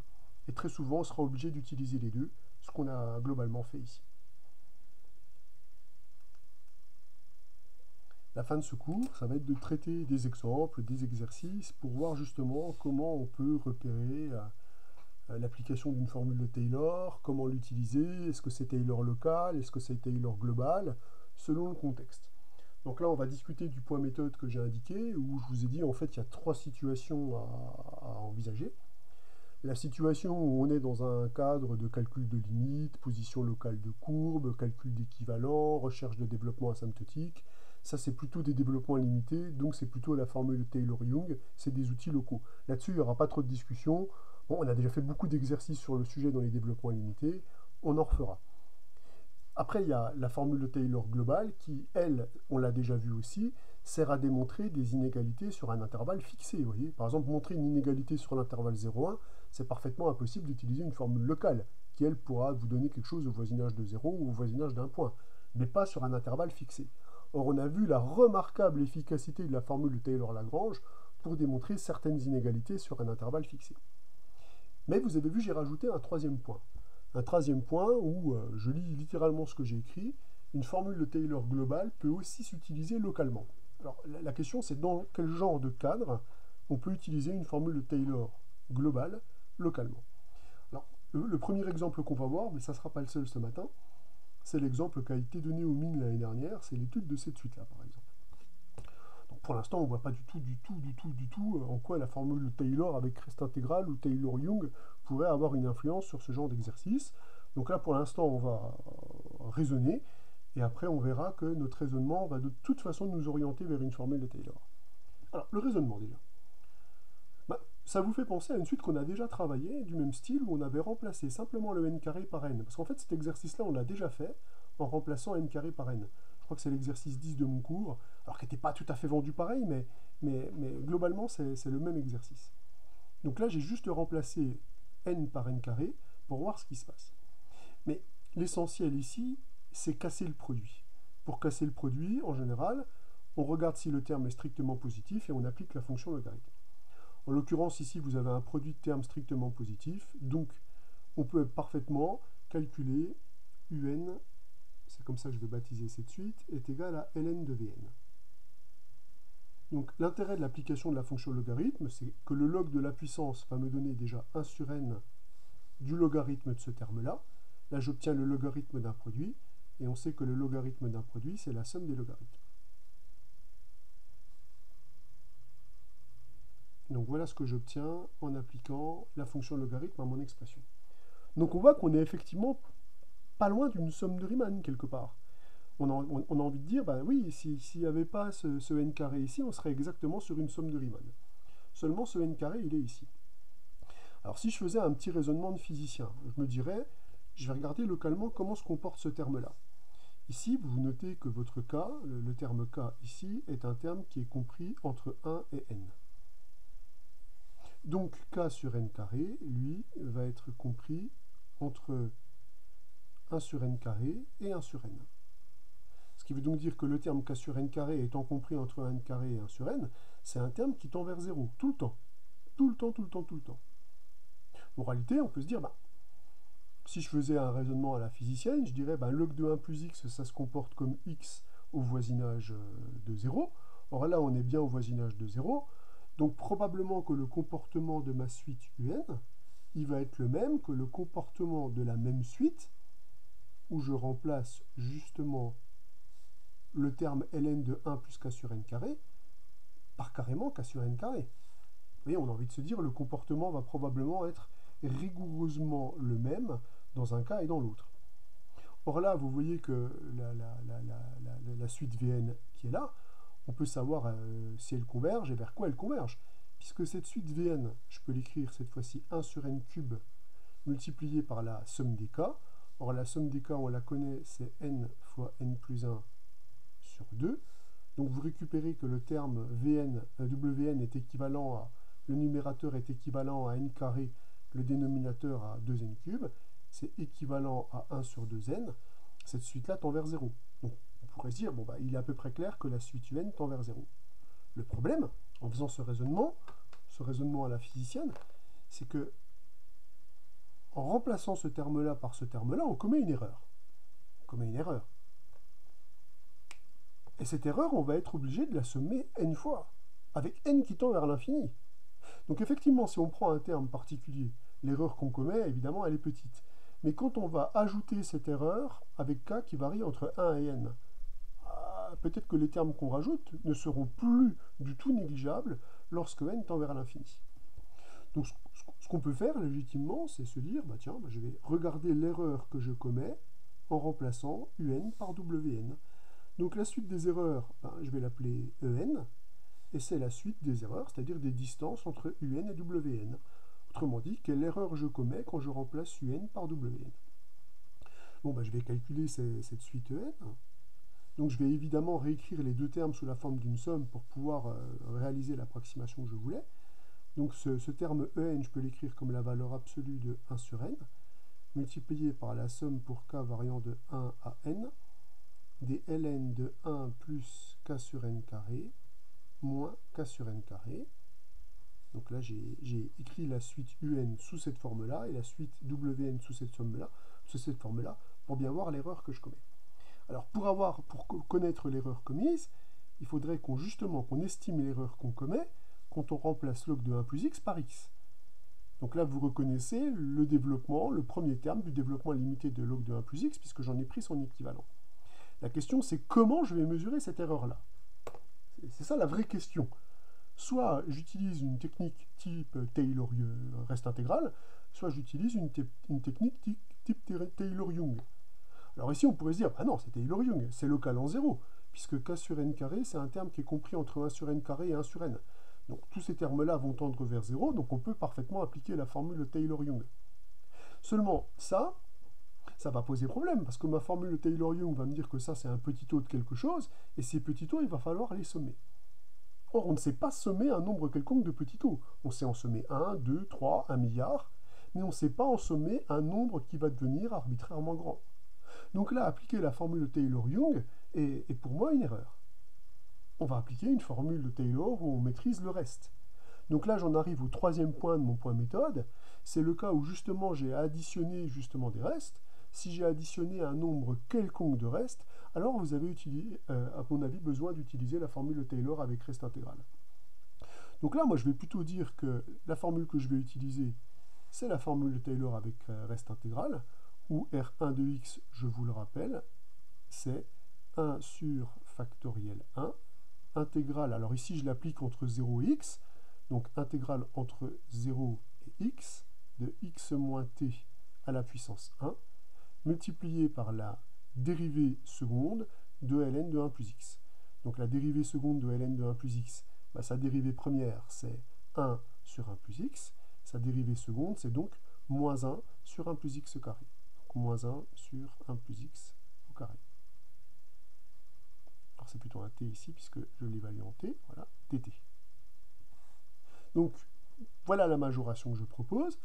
Et je vais évidemment majorer la valeur absolue du reste, puisque moi, ce que je dois estimer, c'est la valeur absolue de log de 1 plus x moins x. Donc on va tout de suite dominer le reste. Le reste va être dominé par quoi? Quand je fais passer les valeurs absolues à l'intérieur, puisqu'ici, je vais prendre x positif. Ça va me donner l'intégrale entre 0 et x de x moins t à la puissance 1, multiplié par 1 sur 1 plus t carré dt. X ici, je vous rappelle que j'ai dit que c'était un nombre que j'allais prendre dans l'intervalle 0,1. C'est largement suffisant puisque je vais l'appliquer avec des termes qui sont compris entre 1 sur n carré et 1 sur n. Donc ça, je peux le majorer simplement en remplaçant t par 0, puisque cette fonction, elle va a priori être la plus petite possible quand t est ici le plus petit possible. Donc mon R1 de x ici, je peux le majorer par l'intégrale entre 0 et x de x moins t dt. Et ça, quand je calcule cette intégrale, je vais récupérer x carré sur 2. C'est l'intégrale qu'on a déjà calculée plein de fois. Ah, on retrouve la majoration qui est donnée par Lagrange au passage. Donc là, je suis en train de dire que l'erreur que je commets en remplaçant ln de 1 plus x par x, l'erreur que je commets ici, est majorée par x carré sur 2. Ce qui est plutôt pas mal. Effectivement, puisque ici, mon k sur n carré, il est bien compris entre 0 et 1, puisqu'il est compris entre 1 sur n carré et 1 sur n, avec n qui devient arbitrairement grand. Donc, je vais appliquer mon inégalité triangulaire pour faire passer les valeurs absolues dans la somme, puisque justement ce que je sais bien majorer, c'est la distance entre log de 1 plus x et x. Et là, je vais dire que log de 1 plus x moins x, je sais le majorer par x carré sur 2, pourvu que x soit compris entre 0 et 1. Je vais donc utiliser cette majoration-là, ce qui est parfaitement possible ici, en remplaçant x par k sur n carré. Donc là, on va récupérer k carré sur 2n à la puissance 4. Ce qui est pas mal, hein, j'ai un dénominateur qui est très très gros ici. Ce qui, après factorisation par 2 sur n à la puissance 4, me donne 2 sur n à la puissance 5, multiplié par la somme pour k variant de 1 à n des k carrés. On a un super gros dénominateur ici, donc finalement on a un résultat qui est précis, hein, qui est très précis. Alors, là vous allez dire, ouais, mais je ne me rappelle plus de la somme des carrés, bon, c'est n plus 1, 2n plus 1 sur 6, donc c'est pas très difficile à calculer. Mais là, la majoration, elle est tellement bonne que vous pouvez même vous permettre d'être super grossier, de dire, oh bah tiens, je vais majorer tous les termes k par n. Donc là, la majoration, elle est super violente, puisqu'on est en train de majorer 1 au carré par n au carré, 2 au carré par n au carré, 3 au carré par n au carré, etc. Ce terme-là, ce n au carré, je vais l'additionner n fois. Donc en fait, ce que je vais récupérer, c'est n au cube sur 2n à la puissance 5. Donc vous avez vu que même en faisant des majorations hyper grossières, on est arrivé à quoi? On est arrivé à une domination par 1 sur 2n carré. Donc en fait, ce qu'on vient de démontrer là, c'est que la suite en, elle est dominée par 1 sur n carré. Donc on vient de démontrer que un moins wn est un grand O de 1 sur n carré. On vient donc de démontrer que un est égal à wn plus un grand O de 1 sur n carré. Mais la suite wn, elle était équivalente à 1 sur n, donc c'est une suite qui tend vers 0. Une suite qui est dominée par 1 sur n carré tend évidemment vers 0. On récupère donc que la suite un est une suite qui tend vers 0 lorsque n tend vers l'infini. Alors attention, ce n'est pas la suite un qui nous intéresse, c'est la suite Vn. On vient de démontrer que ln de Vn donc, tend vers 0 lorsque n tend vers l'infini. Donc par continuité de l'exponentielle, on va récupérer que ce terme-là va tendre vers exponentielle de 0. Donc par continuité, hein, faisons le truc proprement jusqu'au bout, par continuité de la fonction exponentielle, on récupère que Vn, ça va tendre vers exponentielle de 0 lorsque n tend vers l'infini, donc vers 1. Donc la suite Vn est une suite qui converge vers 1 lorsque n tend vers l'infini. Donc vous avez vu le c'est-à-dire que je parachute rien, je dis simplement, ça a l'air de se comporter comme ça, ok, quelle erreur je commets? Et là maintenant on a l'outil absolu pour mesurer l'erreur entre la fonction et la partie régulière de son développement limité, pour des outils locaux, pour des outils globaux, mais attention, au dernier point de mon point méthode, parfois on va utiliser la formule de Taylor avec reste intégrale localement.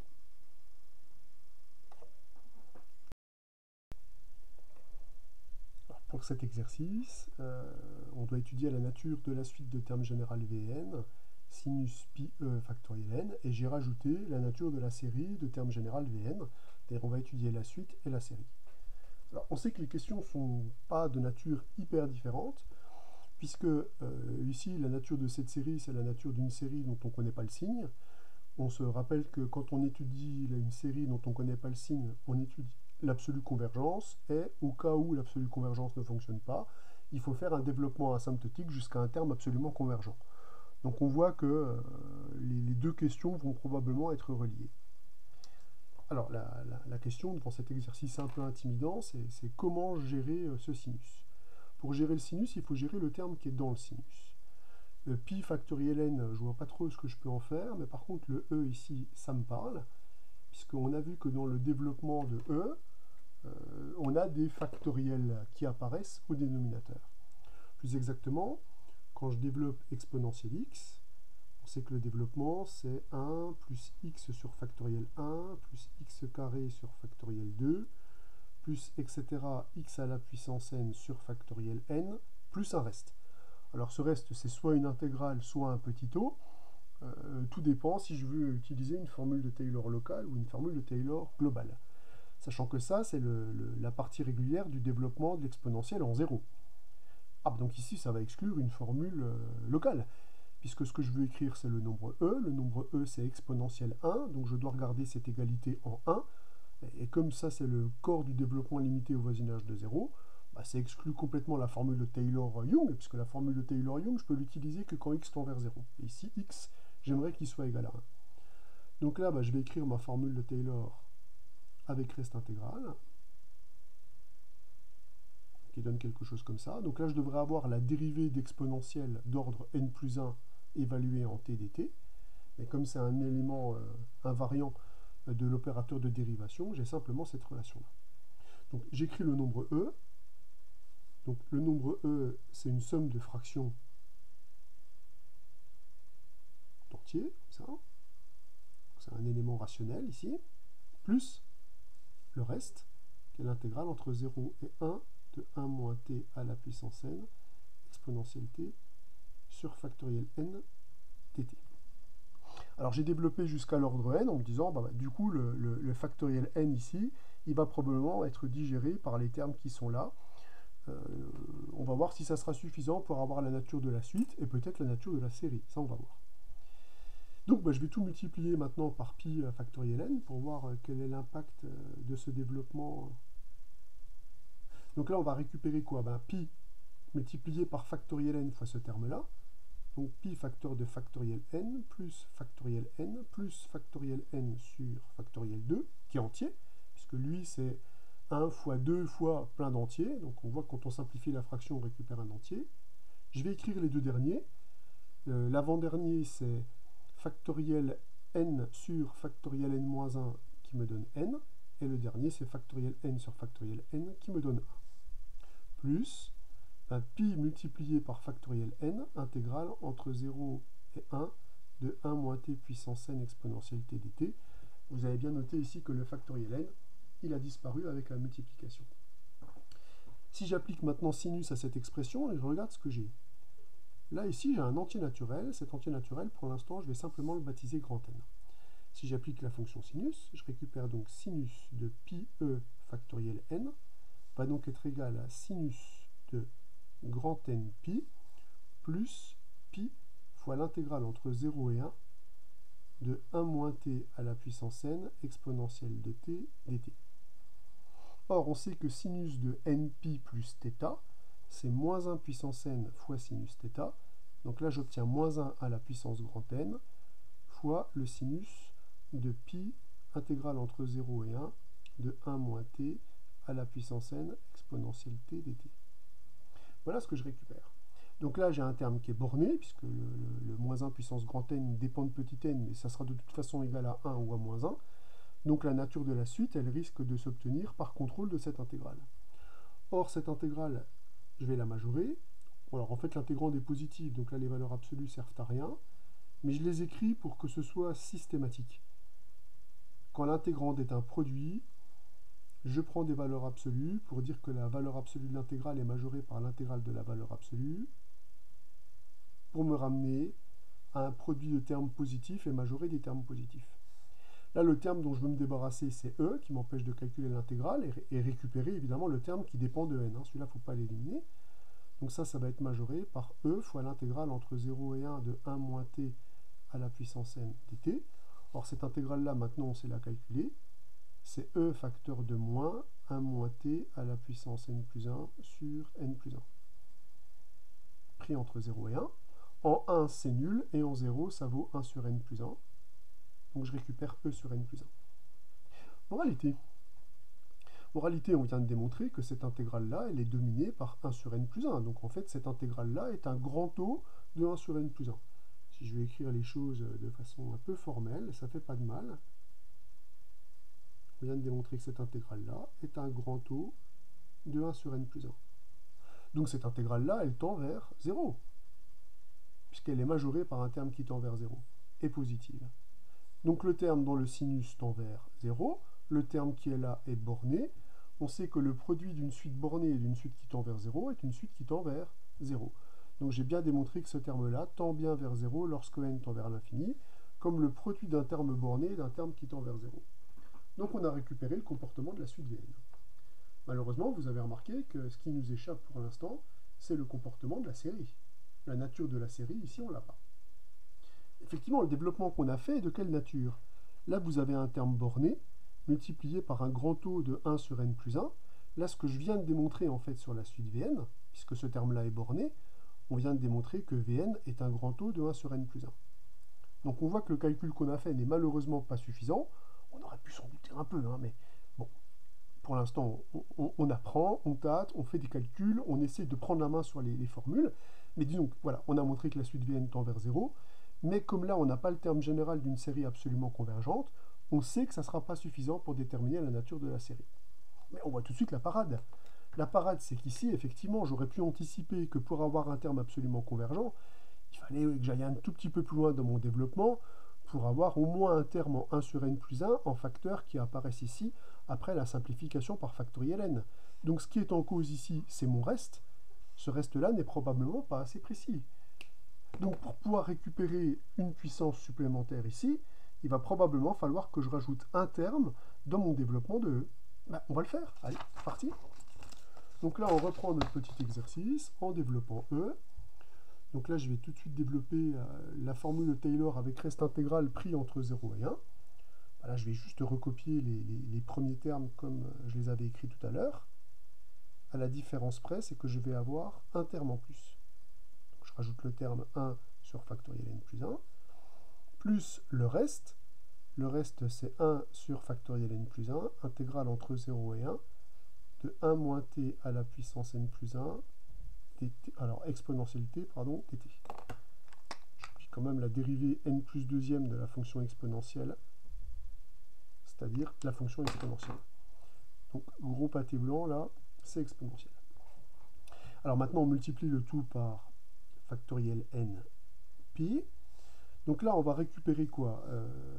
Je vais continuer à multiplier ça par factoriel n, et ça, je ne vais pas bouger. Donc ça va me faire ici. Donc factoriel n plus factoriel n plus factoriel n sur factoriel 2, plus etc. Plus, je vais écrire les deux derniers.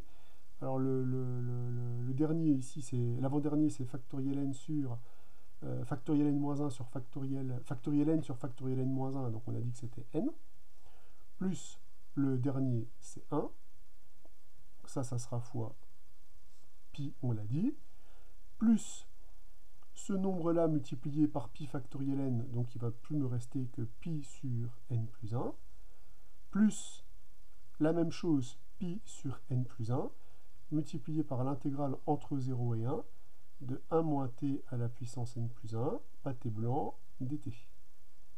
Hop, exponentielle t dt.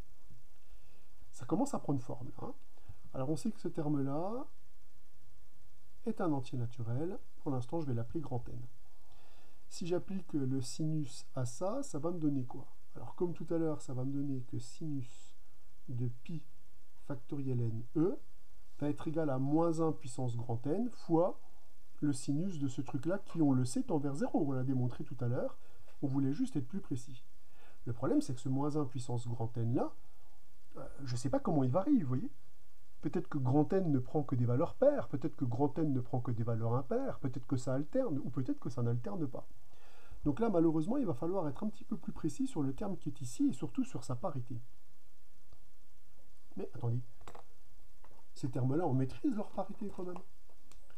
Factoriel n, c'est le produit de tous les entiers entre 1 et n. Ça veut dire que quand vous multipliez tous les entiers entre 1 et n, à un moment donné, on va tomber sur des entiers pairs, puisque des entiers pairs, il y en a 1 sur 2. Donc finalement, tous ces nombres-là sont pairs, sauf peut-être qui? Pour avoir des entiers pairs, il me faut au moins le produit de deux entiers consécutifs.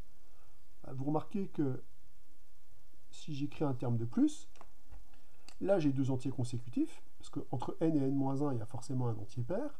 Celui d'avant, c'est n, n-1, n-2. C'est pire, c'est le produit de trois entiers consécutifs. Il y aura un pair ou deux pairs. Donc il sera pair. En fait, tous les éléments-là sont pairs, parce que dans ces termes-là, j'aurai forcément le produit de deux entiers consécutifs. Donc en fait, le nombre qui est là, que j'écris en vert, je vais plutôt l'écrire comme 2m, puisque c'est un entier pair. Et ceux pour lesquels je n'ai pas de maîtrise de la parité, c'est ceux qui sont là, ça va dépendre de n plus 1, fois pi. Donc là, on a une écriture qui est déjà un tout petit peu plus précise. Donc plus pi n plus 1, plus pi n plus 1 multiplié par cette intégrale. Tiens, cette intégrale, je vais m'amuser à la dominer. Comme on l'a fait tout à l'heure. Cette intégrale, elle tend probablement vers 0, mais à quelle vitesse? Donc même cérémonial, je prends les valeurs absolues, je dis que la valeur absolue de l'intégrale est majorée par l'intégrale de la valeur absolue puisque les bornes sont croissantes. Maintenant que j'ai un produit de termes majoré, je majore l'exponentielle par e, puis je calcule l'intégrale. Cette intégrale-là, ça va être 1 sur n plus 2. Alors, comme j'ai envie d'avoir des dénominateurs en n plus 1, bah, je dis que ça, c'est effectivement plus petit que 1 sur n plus 1. Ou je dis une bêtise, bah oui, j'ai tué un ami là. Donc c'est bien une fraction plus grande. Du coup, ici, je vais récupérer que ce terme-là est majoré par pi e sur n plus 2 au carré, sur n plus 1 au carré. C'est donc un grand taux de 1 sur n plus 1 au carré. Et c'est absolument convergent. Voilà notre terme absolument convergent là. Ce terme-là, c'est le terme d'une série absolument convergente. Bon, alors évidemment, là j'ai appliqué sinus, mais je l'ai fait un peu trop tôt, parce que j'ai oublié de mettre le sinus dans l'expression. Donc là, je vais virer le sinus, et je vais l'appliquer à la ligne qui est juste en dessous. Voilà. Donc j'applique maintenant le sinus à mon expression, puisqu'on la contrôle maintenant nettement mieux. Ça va me faire quoi? Alors ça va me faire sinus de 2m pi plus n plus 1 pi plus le terme qui est là, donc pi sur, je l'ai écrit deux fois le pi sur n plus 1 là. Ah mais non, mais là il était en facteur là. Celui-là il n'existe pas. Pi sur n plus 1 plus un grand taux de 1 sur n plus 1 au carré. Voilà ce que je récupère.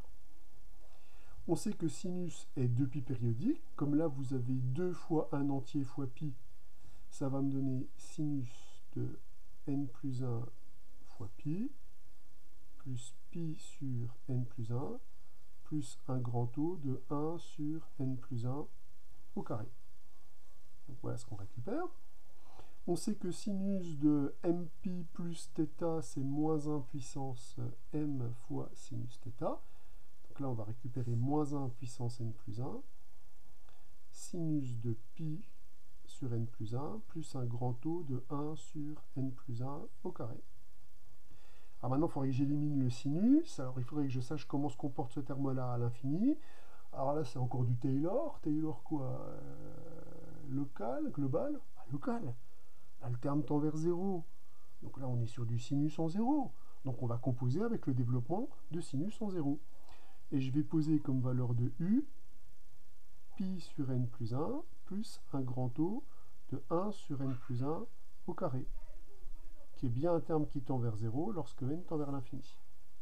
On constate que quand je calcule u carré c'est équivalent à ce terme-là au carré, c'est donc bien un grand taux de 1 sur n plus 1 au carré. Donc là, je vais utiliser le développement limité de sinus à l'ordre 1, ça suffit. Et donc ce que je vais récupérer, c'est moins 1 puissance n plus 1, multiplié par pi n plus 1, plus un grand taux de 1 sur n plus 1 au carré.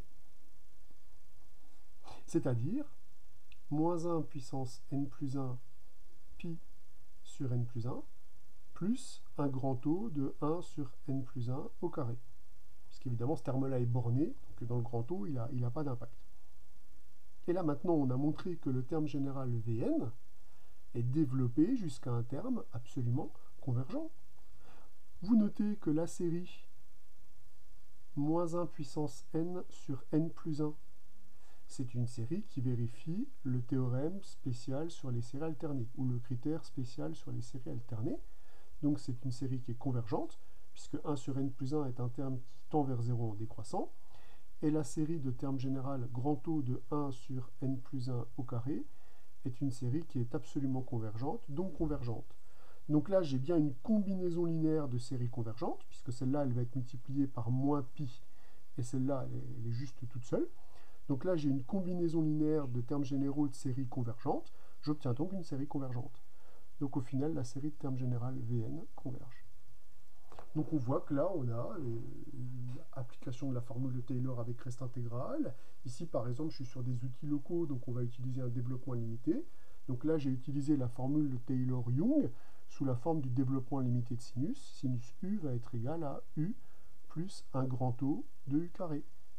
Donc on a utilisé une formule de Taylor locale, et par opposition tout à l'heure, comme je voulais développer l'exponentielle en 1, bah, quand on veut développer l'exponentielle en un point donné, bah là on a affaire à une formule de Taylor globale, puisque 1 n'est pas a priori situé au voisinage de 0, 1 n'est pas une quantité qui tend vers 0. Donc on voit bien que les outils, il faut les adapter à la situation.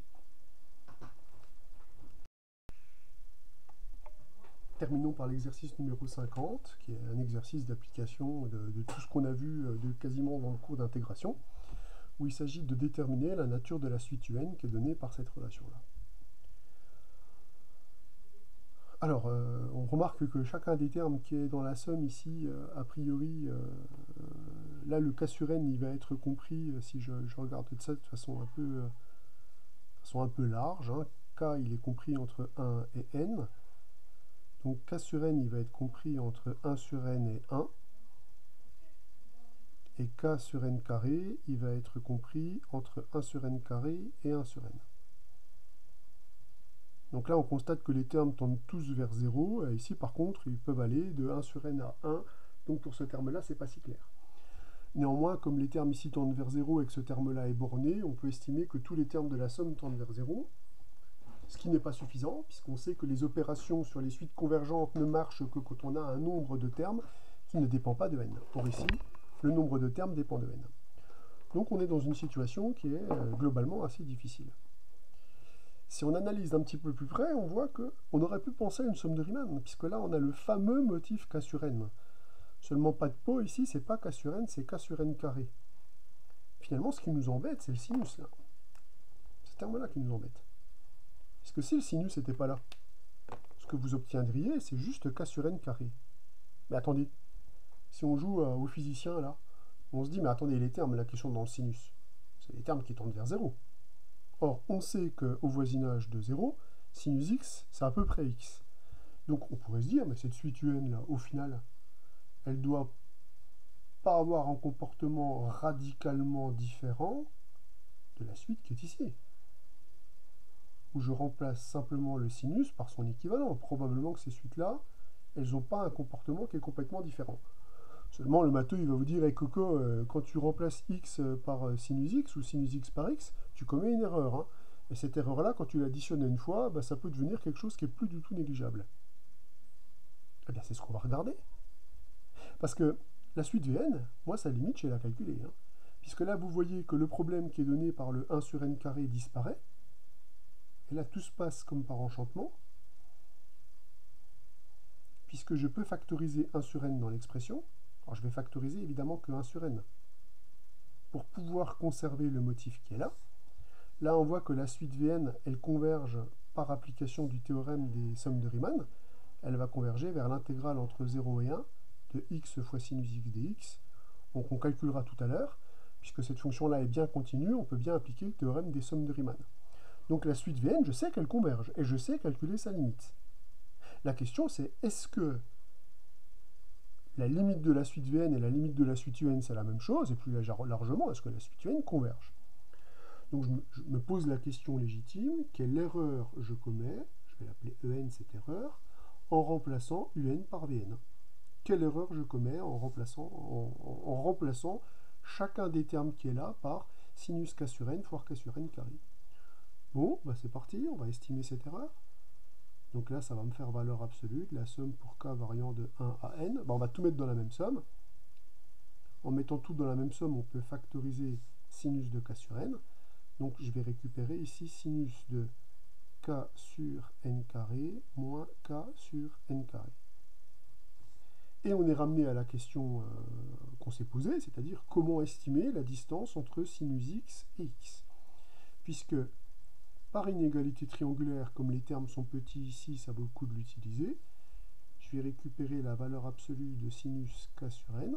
Pour l'instant, je ne tue pas, hein, parce que je ne sais pas du tout si je vais en avoir besoin dans le contrôle. Donc soyons conservateurs. Et ici, la distance entre sinus x et x quand x est égal à k sur n carré. Donc là, c'est là que Taylor entre en jeu. Je sais que sinus x moins x, si j'applique une formule de Taylor, soit je vais dire c'est un petit taux de x, si je suis au voisinage de 0, soit je vais dire c'est R1 de x, c'est mon reste intégral. Voire R2 parce que le terme en carré il est nul après. Hein. Donc on pourra même utiliser R2 si on veut. Donc là ce qui va faire foi, c'est est-ce que je suis local, est-ce que je suis global, est-ce que j'ai une somme à calculer, une somme qui dépend de n de reste. Là on voit tout de suite qu'on a une somme qui dépend de n de reste, donc c'est a priori pas du tout une formule de Taylor locale qu'on va utiliser, mais une formule de Taylor globale. Donc si j'applique le développement de sinus de Taylor, avec x positif, hein, puisque ici les x ils vont être remplacés par k sur n carré, donc c'est des nombres qui vont être globalement compris entre 0 et 1, donc je vais dire que sinus x c'est x plus R1 de x. Attendez, je peux faire mieux, parce que dans le sinus, le terme en x carré il est nul, donc là je vais dire cx plus 0 fois x carré plus R2 de x. Puisque les restes sont de plus en plus précis, donc j'ai intérêt à dire, bon, bah, comme le terme qui est affecté à x carré est nul, on va aller jusqu'au reste suivant. Et le reste suivant, il est quand même plutôt sympathique, puisque c'est l'intégrale entre 0 et x de x moins t au carré sur factoriel 2, dérivée troisième de sinus. Dérivée troisième de sinus, c'est... Alors, la dérivée première, c'est cos, puis moins sin, puis moins cos. Moins cosinus t dt. Je majore mon petit reste intégral en valeur absolue. Je fais passer les valeurs absolues dans l'intégrale. Là, j'ai un carré, donc lui, il n'est pas pris en valeur absolue. Je récupère donc la valeur absolue de cosinus t dt. J'ai pris x entre 0 et 1, donc x, il est positif, donc j'ai bien fait d'utiliser cette majoration. Maintenant que j'ai un produit de nombres positifs, ben je peux majorer, ce que je ne pouvais pas faire avant, j'avais des termes négatifs, hein, ça on sait, attention, hein, ça c'est l'erreur qu'il ne faut pas commettre. Les majorations, ça c'est le travail de l'analyste. Ça maintenant je peux majorer des termes positifs par 1, je récupère 1 sur factoriel 2, l'intégrale entre 0 et x de x moins t au carré dt. Or cette intégrale on sait la calculer, donc on fait notre petit travail là sur le reste intégral. Ça c'est moins x moins t au cube sur 3 pris entre 0 et x.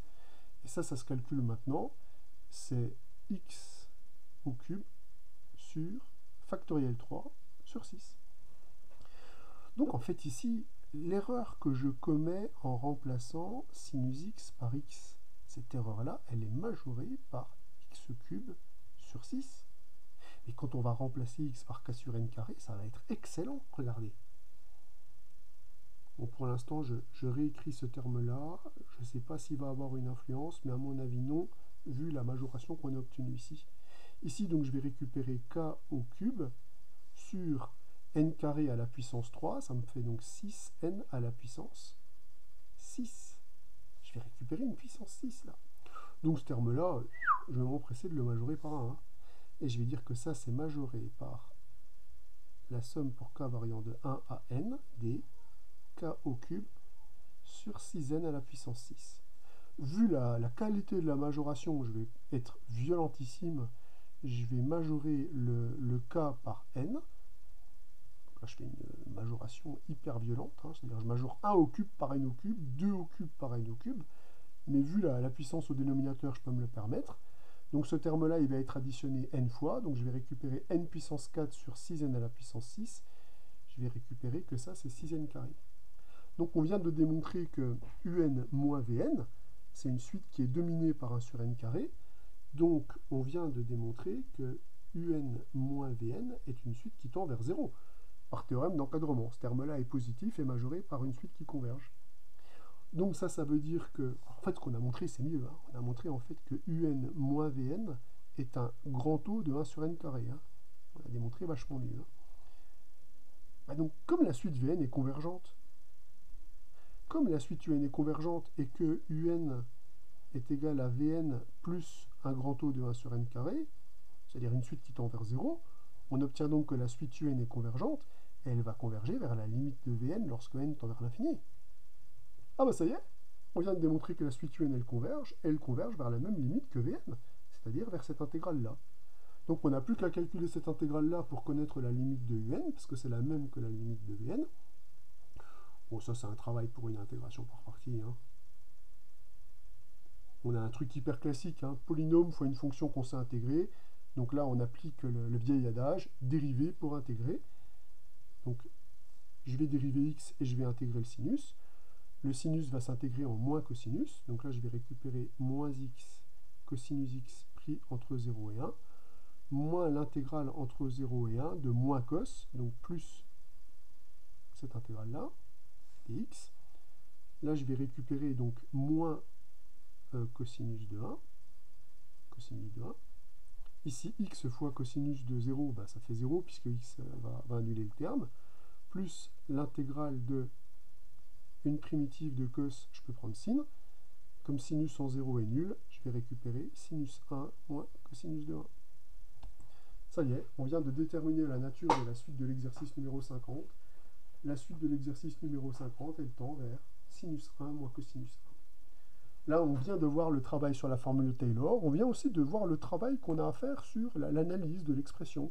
Savoir comment se comportent les termes. Tiens, ce terme-là, il tend vers 0. Tiens, relativement vite. Tiens, à quelle vitesse. Tiens, ben, il se comporte comme lui. Donc, on voit vraiment que le travail de la formule de Taylor, c'est de dire, est-ce que je peux remplacer sinus x par un polynôme qui le représente bien, au voisinage d'un point ou sur un intervalle donné. Et donc, on utilisera une formule de Taylor locale ou une formule de Taylor globale, selon les points du point méthode que j'ai utilisé. Donc faites attention, quand c'est local, c'est pas toujours Taylor-Young. Quand c'est local, ça peut être Taylor avec reste intégral, quand on a un certain nombre de restes à additionner, puisque les petits taux, je vous rappelle qu'on ne sait pas ce qu'ils deviennent quand on en additionne n. Donc soyez vigilants, c'est le seul cas où les formules de Taylor globales, on va les utiliser localement. Voilà pour ces formules de Taylor. Ce sont des formules difficiles, mais vous avez vu qu'elles sont extrêmement précises, omniprésentes en physique et en mathématiques, et elles permettent d'obtenir des résultats qui sont très satisfaisants.